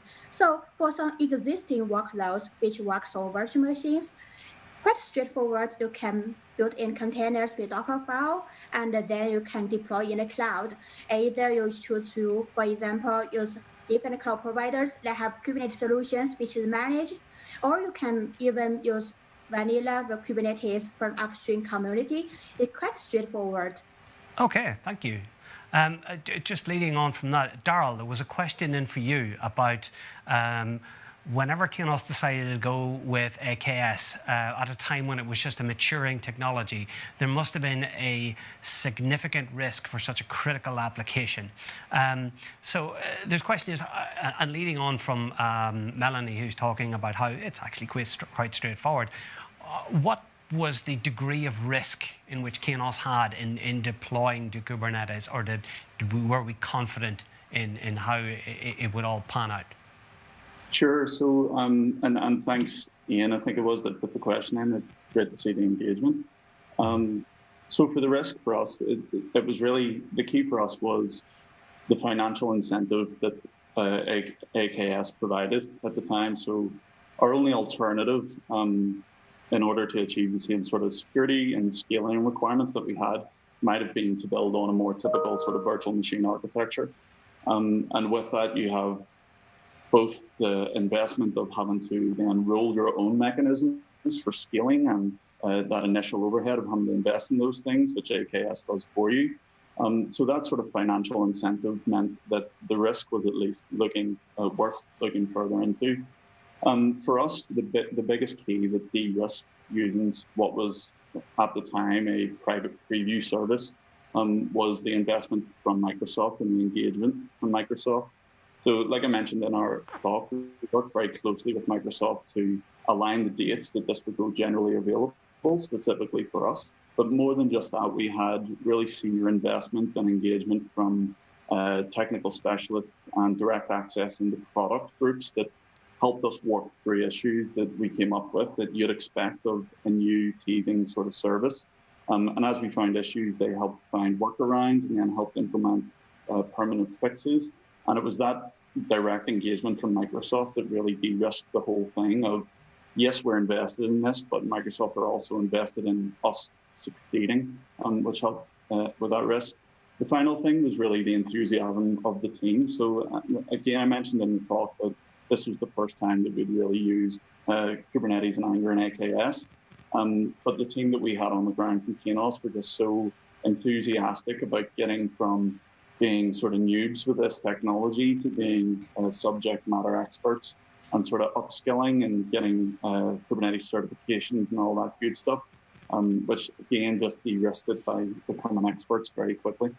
Okay, yeah.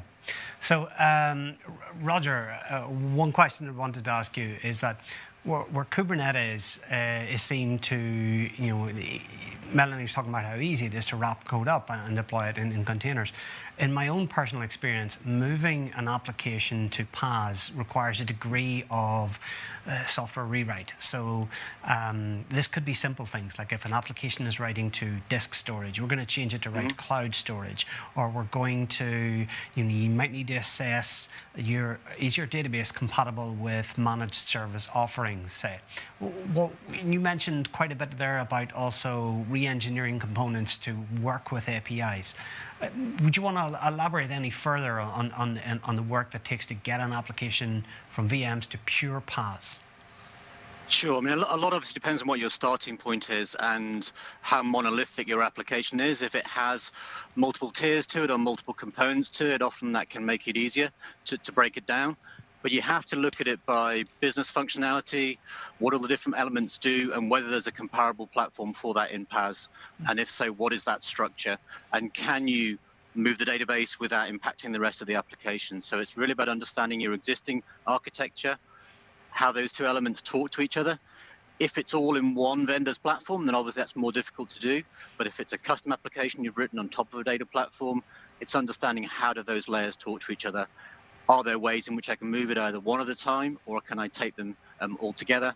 And can I abstract away from that database layer by putting either my own API in or using another API layer to allow me then to move at my own pace to PaaS? So you could move the database to PaaS, and you could keep your existing solution on-premise, or you could move your user interface to PaaS and then keep your database on-premise. It's all about understanding what your starting point is, how it's been architected, and not necessarily looking to move it all in one go, but try to move it piece by piece either by re-architecting it and putting in web services or microservices and making it more loosely coupled as you can make it, the easier it is to move to PaaS. The more you abstract it and make it generic, the easier it is to switch if you find you want to upgrade to another alternative. Yeah, sorry, Darrell, go on ahead. Yeah, sorry, do you mind if I just add to that around sort of where Kubernetes fits into that migrating legacy applications, and one key thing that I sort of see with it? So a lot of sort of institutions that you work with that are maybe more apprehensive about moving workloads to the cloud, one of the key things that they often say is, or often restricts them, is the feel of losing control and relinquishing some of your control into native PaaS services might mean that you're operating on shared compute resources, and the physical hardware that you're residing on will be shared across other applications, and that obviously brings in some risk around sort of the surface area that you're exposed to. Kubernetes and services like AKS sort of help provide a middle ground to that. So you're working on PaaS, you're working on the cloud, but you still maintain that control of, because at the end of the day, AKS is just provisioned VMs in the background, right? It's VMs you don't have to care about, but they are there, and they're deployed in a private network, and you have your own VNet and all that good stuff. So it provides that sort of nice halfway house of all the goodness of PaaS, but remaining in control. Yeah, it's that. Yeah, and what we've seen also is that customers will use Kubernetes as well as PaaS. And they'll use Kubernetes as a transitional phase to allow them to move that legacy database or that legacy platform into cloud, and allow them to transform away from that over time when they manage to mitigate the other risks that they need to face. So typically you see with old Oracle databases or old versions of code or solutions that are deemed high risk, Kubernetes can be used to insulate that risk and then move to some of the things to other PaaS platforms as well. Absolutely. And sorry, the final point that I want to make there is just around having awareness of, like, Kubernetes is fantastic, but it's not this silver bullet of, okay, I'll containerize my applications, I'll just throw them at Kubernetes. There is an extra layer of knowledge that you have to have. You need to know how your application maps onto a Kubernetes architecture. And that's things like Kubernetes specific ingress resources, what deployments, services, config maps, all this stuff that is specific to Kubernetes. So it isn't just as simple as, okay, we'll throw that to Kubernetes and it'll work. You do need to understand that, even on PaaS solutions, as good as AKS is. Darrell, I can see that Melanie is nodding continuously and is very, very keen to make a point here. Sorry, go on ahead, Melanie, please. Yeah, thank you.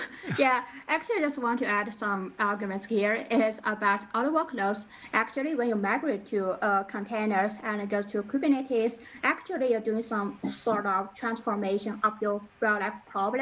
So your applications can be lift and shift to containers. It can be also after some sort of re-architect or even rebuild applications before going to Kubernetes. But when you actually enter the umbrella of Kubernetes, you actually change the problem because you benefit some natural advantage from Kubernetes, such as zero downtime, such as managing your way to manage scalability, availability, all sort of things. And you got also the whole ecosystem backup, to help you manage all those challenges, especially when you use, for example, working with service mesh, different, components in the ecosystem. Actually get some natural benefits from the ecosystem as well. So actually benefit really a huge community. You have a lot of contributors, backup.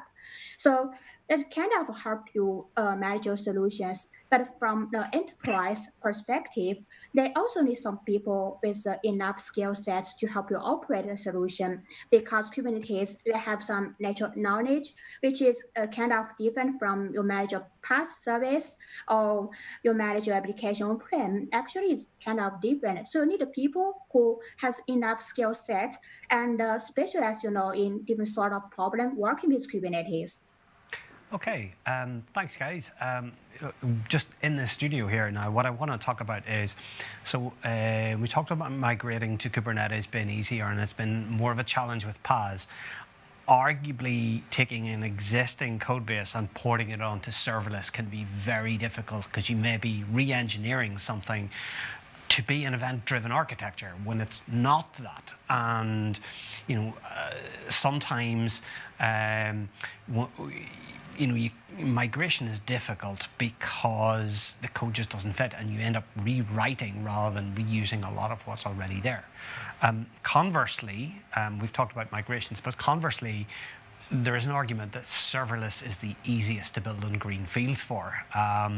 There's less of a learning curve with green fields, and there's some great tools that are available for nothing. Like right now, I can go into GitHub, I can go into a repository and open up a code space and start editing and writing code in a serverless development environment in my browser. Sorry, apologies to Martin Woodward, who's talking tomorrow if I've just stolen your thunder. But yeah, there's some great tools for starting greenfields in serverless. Ritu, what would you like to say on starting afresh in serverless? Starting afresh serverless, I would say it's like a wish come true. Yeah. Because in our experience working with the businesses, when we recommend serverless, going serverless for existing applications, it's always an uphill task. There are issues of business continuity, which obviously we have to consider as tech people. So we have had issues when we have tried to migrate existing applications, one being the obvious one when the applications are not actually event-driven. Mm-hmm. So, and as such, the serverless environment is event-driven, and the architecture has to be changed. So many functionalities and the modules. Some of the modules you can just pick up and migrate right off, but most of them you have to rewrite and recode. So there's a learning curve involved there in first understanding the existing applications, so you can actually replicate it in serverless as well. So there's two-way learning curve there. But then if we look at the longer picture, the bigger picture in the longer run, the benefits I would say outperform the issues that we have in migrating the existing applications, and businesses should consider that bigger vision and longer term benefits over the short term issues that we face. As far as greenfield projects, oh, that's a wish come true, I would say. Because, yeah, then you don't have any backlog of existing applications which have to be migrated and so on. The first thing that is, but at the same time, I would say to be careful about not to jump onto serverless because you want to build a serverless application. Look at what you are trying to achieve from that application. What is the user base? What is a requirement in terms of scalability and availability?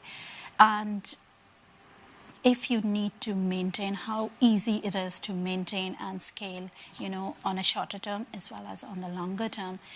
Weigh out all the options, and once you have it clear, once you have decided on serverless, again, the next step would be deciding on the provider, because as of now we have different providers, and as we have seen in our experience when we are migrating from one provider to other, again, because businesses change direction and they suddenly decide they don't want to continue with a provider and migrate onto a new provider, it's as good as migrating a serverless to a serverless, a legacy application onto a serverless. It's as good as that. There is something I want to ask you about that later, so park that for now.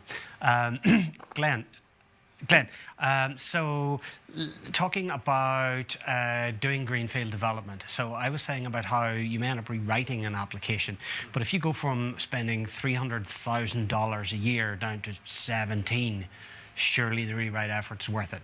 Yeah, absolutely. And I think that's one of the key things is at the start, once you've got over that initial learning curve, then the development can happen very, very quickly.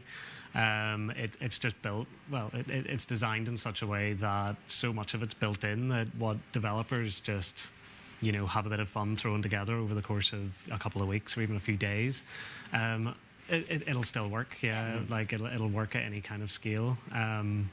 Really, to echo what a lot of people were saying, that I don't think any of these architecture solutions are a silver bullet to anything. Mm-hmm. In the case of that document generation system or any of the ones that I mentioned, serverless was a really, really good fit.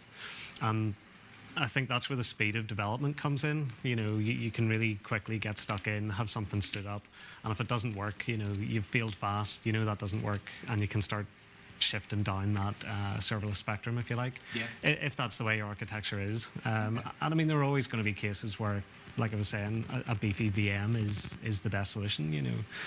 Just because it's the older one doesn't necessarily mean that it's going to be any worse in specific scenarios. It's not only in terms of development, but also in terms of maintainability of that code. I mean, you are upgrading the system, there's downtime and, you know, all sorts of issues that come with it.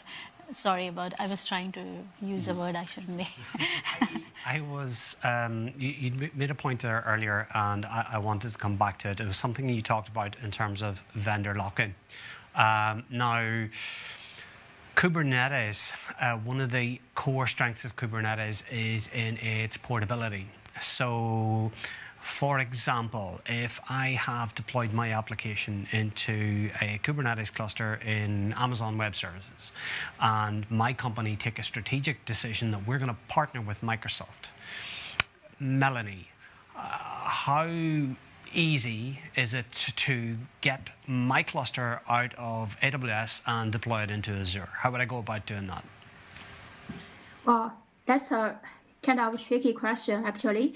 But from my point of view, everyone we work with containers, actually, we can see it's a really highly portable and easy to manage containers in different cloud providers. But I think that actually, this is exactly a technical problem, but more about a business problem. So I pretty agree, Raj said it previously in his presentation. It's because we manage a solution, it's in a pro providers. Also, it depends actually your contract with different cloud providers as well. And Kubernetes, I can't stress enough because it doesn't come along. We have the solution, Kubernetes is amazing, but also we can see they have a sort of integration with other services as well. So you manage all your solutions with EKS in AWS, so some sort of, they also work with like a Lambda functions or other AWS services. So when it comes to Azure, we can see this part of application actually is easy to migrate to AKS, and it can benefit also some really great feature like Azure Monitor, also other Azure services. So what we can see, the solution is not only from an application level, how to migrate a managed application, but it's more about a business level or from the point of view as integrated solutions for your whole strategy. So you go to Microsoft Cloud. So basically, we have a lot of ecosystem. We have some cloud native projects working with AKS. We also have different Azure services to back it up. So I think the whole thing we need to consider is really about your future strategy and where you're going in the future, and your other projects as well, because Kubernetes, for one specific application or a group of applications, it can be easy to migrate to other cloud. But in the future, you may, as your business growing, so you may have also other requirements for other projects as well. So for me, more importantly is you can see your current state, also your future state. Yeah, okay. So I think, Roger, you started the ball rolling on this, and Rachel, you came in weighing in very heavily on it, is that whenever you say we're going with PaaS or you're going with serverless, you're really locking yourself into a specific vendor. So if you're in Azure, you're using their app services and their functions and their blob storage, or if you're with AWS, they're using their Lambdas and their S3 buckets and all their particular suite. But with vendor lock-in, a good company is averse to vendor lock-in for fear of any one vendor jacking up their prices. But right now, with all the companies offering such similar services and competing for the same developers, it's more, the way I see it is more of a case of a race to the bottom right now. And I guess the question I want to answer is, because they're all competing to undercut each other, is vendor lock-in really something that we should be worried about right now? Glenn? I think less so than maybe people think. Looking at serverless, for example, there are tools out there where So my serverless tool set of choice would be CloudFormation templates, and it would have your infrastructure there as one big config file. There are tools on top of that where you can create an abstract or a generic config file. Serverless Framework's one of the examples. And that'll work in multiple cloud vendors. You would literally just change one property, which would be provider. And as you say, there's analogous products and services from each one. Yeah. I want to quickly just get Roger, what's your take on that from a PaaS perspective? Sure, I think the thing also depends. It depends what you mean by PaaS. There are lots of different things that fit within PaaS. If you're talking about things like, Kubernetes, that's a relatively commodity PaaS platform. There are different provisions on different vendors. You can run NoSQL databases on many different providers. You can run those on a PaaS basis. I think it's more when you get into more of the specialist kind of platforms like the Serverless and Dynamics 365, where you're exploiting some kind of specialist capability in that provider. That's where you tend to get more of the lock-in, as it were. So it needs to be an informed choice. You need to understand why you're doing it, why it matters. If you're upgrading from an on-prem to the cloud version of that same product, then that may be enough justification for doing it. So it's understanding why you're doing it as much as anything else. There is an element of lock-in, if nothing else, because trying to pull your data out and everything out becomes harder. That's true.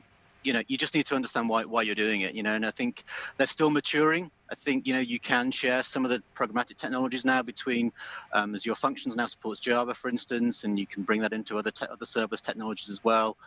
You just need to understand why you're building it, the way you're building it. Very quickly, the last thing I wanted to talk about was just scale. I mean, Darryl, 40 million users for the NHS app. One of my favorite talks this year was given by Sheen Brizzles of Lego, who's watching at home. And his talk was on how Lego, their e-commerce application, a number of Black Fridays ago, collapsed under the weight of traffic. And that was their trigger to go fully serverless. And they spent the best part of the following year going completely serverless, and the following year at Black Friday, their application stood up to all punishment, and they had their most profitable Black Friday ever. So there is a business case for scale. Now, some customers will say, this is all well and good, but we don't necessarily need it. And the question I wanted to ask was, does anybody think that in ignoring that possibility, you're gifting your opposition, your competitors with an open net? To me, I'm thinking about Nokia from 15 years ago, who decided we don't need this smartphone business because we're brilliant, and everybody knows how that worked out. Does anybody want to comment about missing out on business opportunities and scale? Rita. I would say yes. I would totally go with serverless if you can, if you have the business case, and if you are worried about business continuity and managing and the longer picture on a longer term, then yes. Okay. This is the answer. Anybody on call like to chime in with some words of wisdom on that? So, Darryl. Yeah, sure. So I think it really does just come down to the business case. So the one that you've quoted there of sort of the Black Friday sale and markets, obviously. So that's a real easy example of picking out when an application needs to scale at a precise point in time.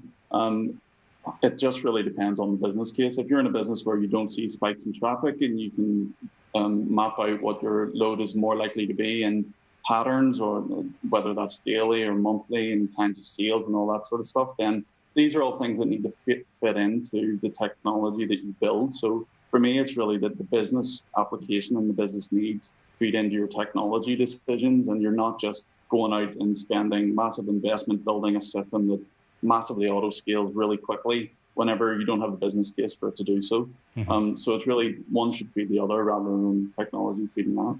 Yeah.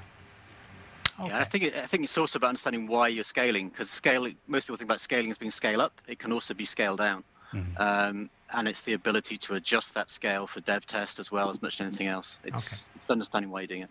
Okay, folks, thank you all for your contributions today. Thank you all for your talks, and thank you for the panel. We're going to wrap up now. We're going to have a short break, and then we'll be joined by Mark Allen, who's going to give us a talk which is a bit of a taster as to what we're going to do tomorrow with the future of services. So thank you very much. Thank you all for your sessions, and thank you for tuning in. Thanks, guys.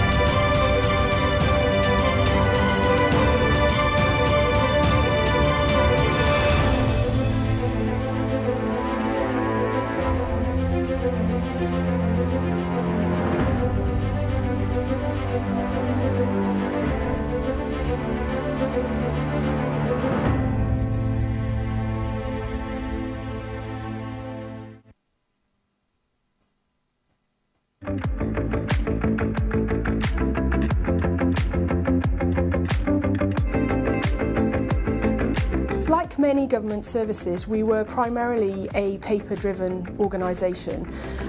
So when applying for a passport, paper application forms were the norm, and people would have to go to the post office, pick up several application forms, notes for guidance, take the application home and spend time looking at the notes and working out how to complete it. People expect to be able to access services online on a mobile device from home easily, quickly and efficiently. But it's also about enabling us to be able to do the end-to-end service more quickly, more efficiently and more accurately. So they understood they had to digitally transform. So instead, with the new digital service, you can apply for your passport either on your laptop or on your phone. You get told exactly, you get asked tailored questions about what you need to provide. You get told exactly the set of documents you need to send in. The whole user experience has transformed, and as a result, the business has transformed too. This is one of the best projects I've worked on in my life. We work as a team. There's no separation. I guess that's what you see in the digital transformation. People are often delighted by our service. We exceed expectations, so it makes me very happy to see comments on social media. I'm even more pleased now that we're starting to get the recognition from the industry. So across government, we're seen as one of the exemplars, and we've started winning awards. The difference in terms of our partnership with Kainos is Kainos really listen to what we need. Kainos have recognised that we need to be sustainable and we need to be able to build the internal capability to do that. So in really practical terms, we're adding new features all the time in response to customer feedback and policy changes and changes to the world around us. It was a step-by-step, a simple, simply explained format that you couldn't go wrong, I felt. It told you how to do it. The photographs were taken from my tablet. It was far quicker than doing paper version. I was kept in communication at all stages, and within half an hour I had had a response saying it had been approved. The following week they were there in the post. So yes, for anybody that is not technically minded, I would say don't fear it. Go for it.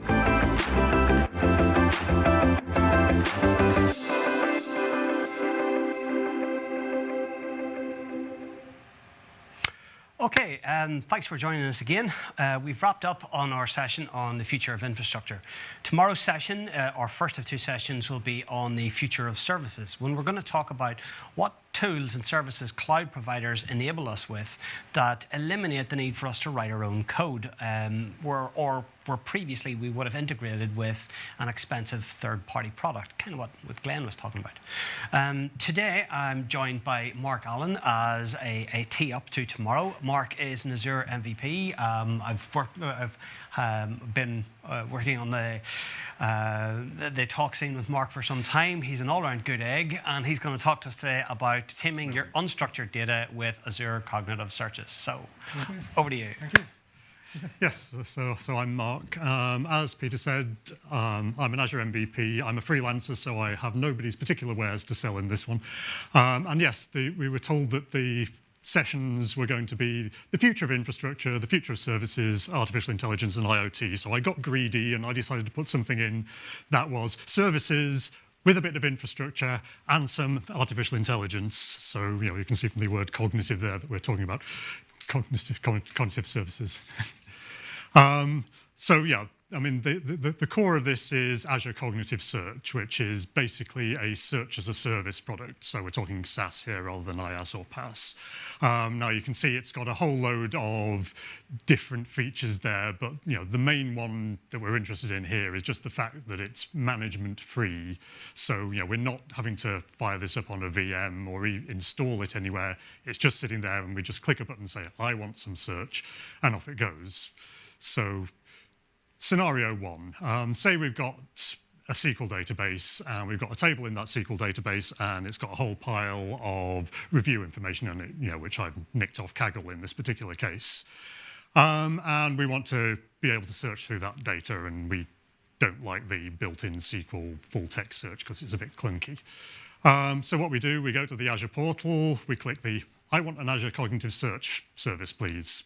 Click the button, create, and that's done. And because it's a service, we can provision that anywhere up from a free tier all the way up to really massive, and it scales to a certain amount depending on how much you're putting through it. So, we're not just putting this on a VM and paying for a VM.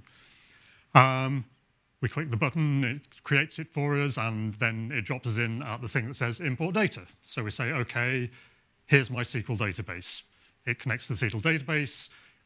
It looks at it, it says, here's your tables. I say, I want to pick up the reviews table. So, fill in that tiny little form there, go next, and we end up with a screen there which says, okay, this is what I found in your database, in that table. So we can then go through and choose exactly what we want to do with each of those things. So in this particular case, it's reviews. So we've got some text fields, and we've also got a couple of numeric fields there for helpfulness and the actual score of the review. So we can tick on the ones that we want to be able to search. We can tick on the ones that we want to return in our search results. And we can also say which ones we want to do sorting by. So for instance, we want to just sort on the time, but we don't want to search that. And we can also say which ones we want to filter by. So for instance, if we want to filter on 1, 2, 3, 4, 5 stars, and which ones we want to have as our facets down the left-hand side if we're doing that sort of search. So we tick a few boxes there. Hey presto, we can then go in and search for anything with the word great in it, and that will return us all the information there for reviews that contain great. So, that's all well and good. It's so far so good, so Lucene, so we're not doing anything fancy here that we couldn't have done by firing up Lucene on a VM, but we've done it in, say, 60 seconds if we knew where we were clicking there. So that's sort of scenario one. But we'll drill down now a bit more into where we can go from there. So cognitive search has this basic pattern that it follows. First step is to ingest the data. So you can feed in data in pretty much any format. You can either pull it from just about any storage that Azure supports, or you can push it in from anywhere at all that you want to. Once you've got the data in, then it enriches the data, so it can apply what are called cognitive skills, or just skills in general, which are things that look at the data that you've pulled in and then process that to add extra information, annotations, so just extra information that you want to pull out of that. And then finally, once you've done that, then you can go to that final section where you explore it and can start searching free text or geographically or fuzzy searching or whatever you want to do. You can pull that information out. So just going back to the previous example, you might have noticed that there was a button in there which said add cognitive services brackets optional. If we do that, then it detects that we've got text in there, so it pulls out the text skills. So for instance, imagine we were a Canadian company. We can automatically translate all those reviews into French. We can pull out the key phrases so we can see the important bits of a review very easily. And we can do things like extract organization names so we can see where somebody's dissing a particular organization and maybe take that out to avoid lawsuits. So we go in there, we tick those 3 boxes, select French, and hey presto, there we are. We've got the whole list of things there, so we've got a review there. It's pulled out some key phrases, oatmeal, good thing, tastes, and you can see we've got a French translation of that review included in the results as well. And we can search that, so we can say if we search for M, we just want to return a couple of the fields there, then we can see a couple of results there with the summary, the text, and the translated text, so we can see, j'aime épicé, I like spicy. So that's sort of part 2. We've now added some artificial intelligence in there just with a few more tick boxes. We'll go in a bit further now. So far we've been working with the structured data, but the title of this was your unstructured data, so we'll start looking at what we can do with that. So when we're ingesting, cognitive search does a thing called document cracking, which is basically to be able to take your document and pull as much information out of it as possible. Once it's got that information, it feeds it into a skill set. So the skills are those boxes that you've ticked there, so that's essentially all the things that is going to do it. And as you can see, that's an extensible pipeline, so you can actually feed your own skills into there. And then once you've got your enriched documents, then it feeds it into a search index, and that's where you can then start to pull your information out. So when we're ingesting, as I said, you can pull it from all sorts of places. So you can pull it from anything in Azure. So you can pull it from MySQL, you can pull it from a file share, you can pull it from the data lake, you can pull it from blob storage. And it supports a whole load of document formats as well. So you can pull in any old PDF, any Word document, Excel spreadsheet, JPEGs, PNGs, PDFs, XML, JSON, ABCs, XYZs, all sorts of stuff. And what the document cracking will do is we'll take any of those document formats and pull out not just the text, but also the metadata. So if you've got a Word document, it will pull out the document information. If you're storing something in blob storage or file storage, then it will pull out it can pull out things like the document creation date. And the other thing it will do is it will pull out all the images in that. So either the image, if it's a JPEG, or if it's an actual PDF or Word document, then it will pull out all the individual images in that and include that in the document, in the information that it's going to index. And once it's got all that information, all that text, metadata, images, then that's where you can start feeding on all these skills. So it'll do anything from just as simple as text recognition, so just OCRing your PDF or whatever to turn that into text for you, through sentiment analysis, through recognition of people and objects in the images, and key phrase extraction, as we saw earlier. So it can then apply all of that, add that all into your index for that document, and stuff that all into the index for you to search through. So rather than just having a SQL table or what have you with structured information, you can start to feed in all sorts of other information. So you can take any pile of documents you want and get that all indexed up to a very thorough level. So just as an example here, scenario 3, this is a Word document I put together. It's got one of my favorite images of all time in it. I just love it. I've wrapped it with a bit of lorem ipsum just so that we're giving it no clues. But what I can do, I can feed that through. I tick the box labeled some of the image recognition boxes, so for this particular case, celebrity recognition. And then I can search for Margaret Hamilton, and you can see it's picked out that Margaret Hamilton is one of the celebrities in that image. It's given us a caption for that image, Margaret Hamilton et al. Standing next to a person in a suit and tie, who had his face cropped so much it couldn't actually recognise who he was, which is quite impressive. And it also gives us some key phrases of things it's found in that photo, so necktie, man, glasses, fashion accessory. So purely by ticking that box, we've got a whole load of extra information there. So, if we had something with just pictures of things that we wanted to find, we could do that search on those documents. Now, this is our skill set. So, we've ticked their face detection, object detection, text recognitions. We've done our OCR. We merged it in with the actual text in the thing, and then we've done some text-based stuff on that.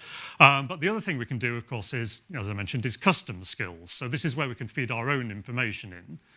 Now, all a custom skill is an HTTP endpoint, so basically an API endpoint. So you feed in, well, cognitive search feeds in the information about the document that it wants you to analyze.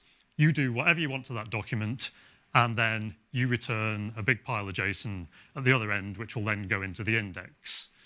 So in this example, we're going to take that we've got a whole pile of invoices here, and they're all in that format, but they've all got different number of rows and different information in them.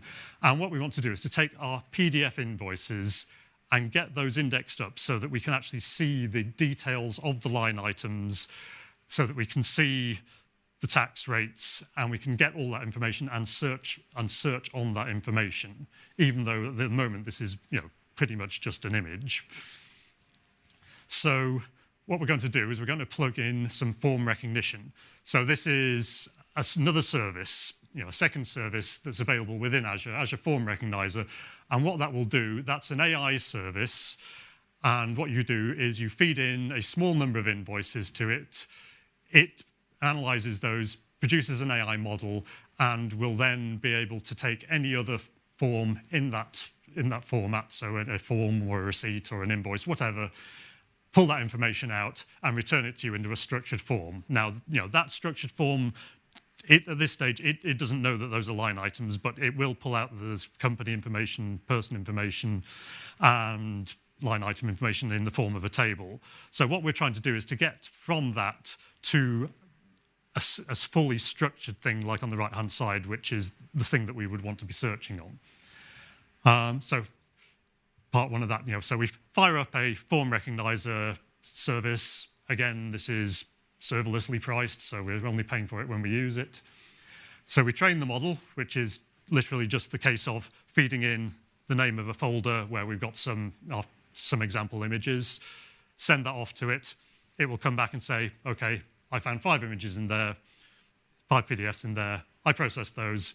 Here's my model ID. Give me that model ID. I will work on any further invoices in that format. So that's all we have to do to set up Form Recognizer. Give it a few images, go. Next thing we do, we create our skill, so our API endpoint. Now, we could fire up a VM. We could fire up a big web service for this. We can deploy that to the RVM and do it like that.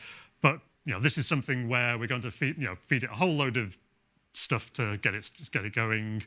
And then it's going to come in on a presumably semi-regular basis. Later on, we'll get another batch of images, we'll get another batch of forms, and that will carry on. So this is a perfect case for serverless, where we just want to give it some code to process it, and we don't want to process it too. We don't want to spend time processing when we've not actually got anything to do. So what we do, go into Visual Studio Code, we say func new Python HTTP trigger.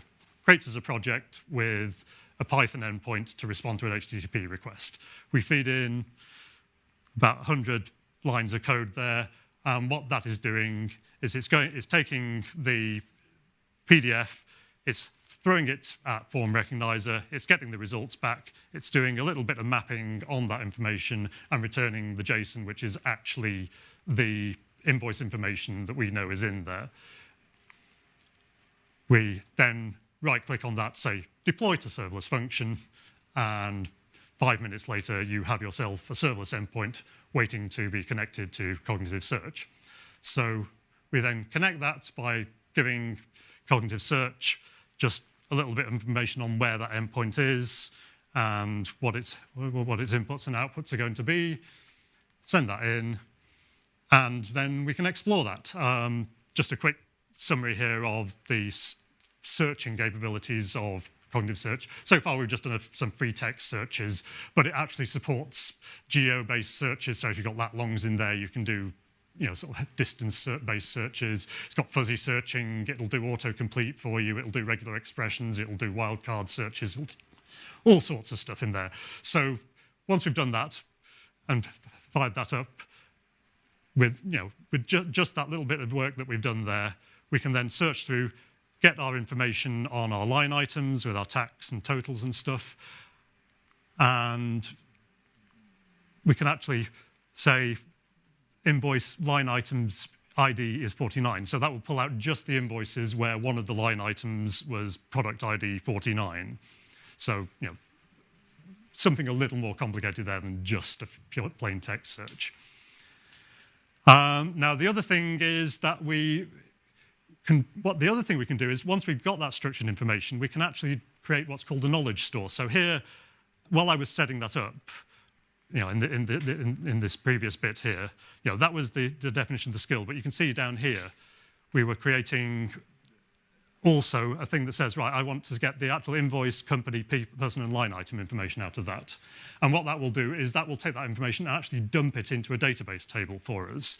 So we can see once we've done that it's automatically created there for us, all our line items, all our people, all our invoice information in a database table. So once we've done that, we can, as well as the previous thing, we take that into a knowledge store, and then from that knowledge store, we can then do anything we want to do with that, you know, previously unstructured and now structured information. So we can shove that into Power BI or, you know, further AI stuff as well if we want to. So, you know, so the message of that is, you know, we can take a whole pile of unstructured data, we can feed it into cognitive search, we can use a little bit of serverless infrastructure to connect that to another bit of AI, which will then process that for us, turn it into structured information, and we can come out from that big pile of PDFs with a management dashboard showing all the actual information that lives in those PDFs. So that's pretty much, you know, just a very quick example there of what you can do if you actually use the cloud for what the cloud is good at, rather than just dumping VMs in it. So cognitive search, you know, is a good product, but, you know, the main thing is, you know, use services if you can, because they're very good and they get better. Glue them together if you can. Use serverless to glue them together. And, you know, as I mentioned earlier, you know, if you're using these services, they're generally speaking consumption-based pricing or a base price plus consumption. So you only pay for the amount of time you're using. And there's some URLs down there if you care about actually going to look at the products. Okay. Okay, Mark, thank you very much. That was really, really great. I loved that a lot. That really teases up nicely for tomorrow. So Mark's just explained how we can use a cloud-based service to quickly and cheaply add very, very complex searching to our unstructured data. And, you know, trying to do that ourselves would be ridiculous in terms of what we would code we would try to write, or any third-party product that we might have utilized in the past would have been extremely expensive.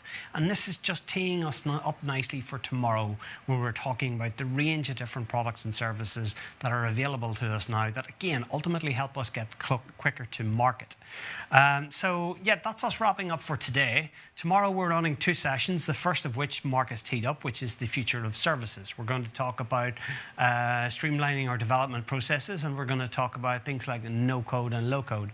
And then we're going to have an afternoon session where we're going to talk about just the future as possible. What does the cloud open up for us that just didn't exist 10 years ago, or just wasn't within the reach of a person in the street, you know? So with the cloud, we can now dabble in all, in a bit of AI, or we can do quantum stuff. And that's all available to us now. So please tune in tomorrow, and we look forward to seeing you there. A quick note, just like to thank all our sponsors for today, and we hope that you will join us again tomorrow. Thank you.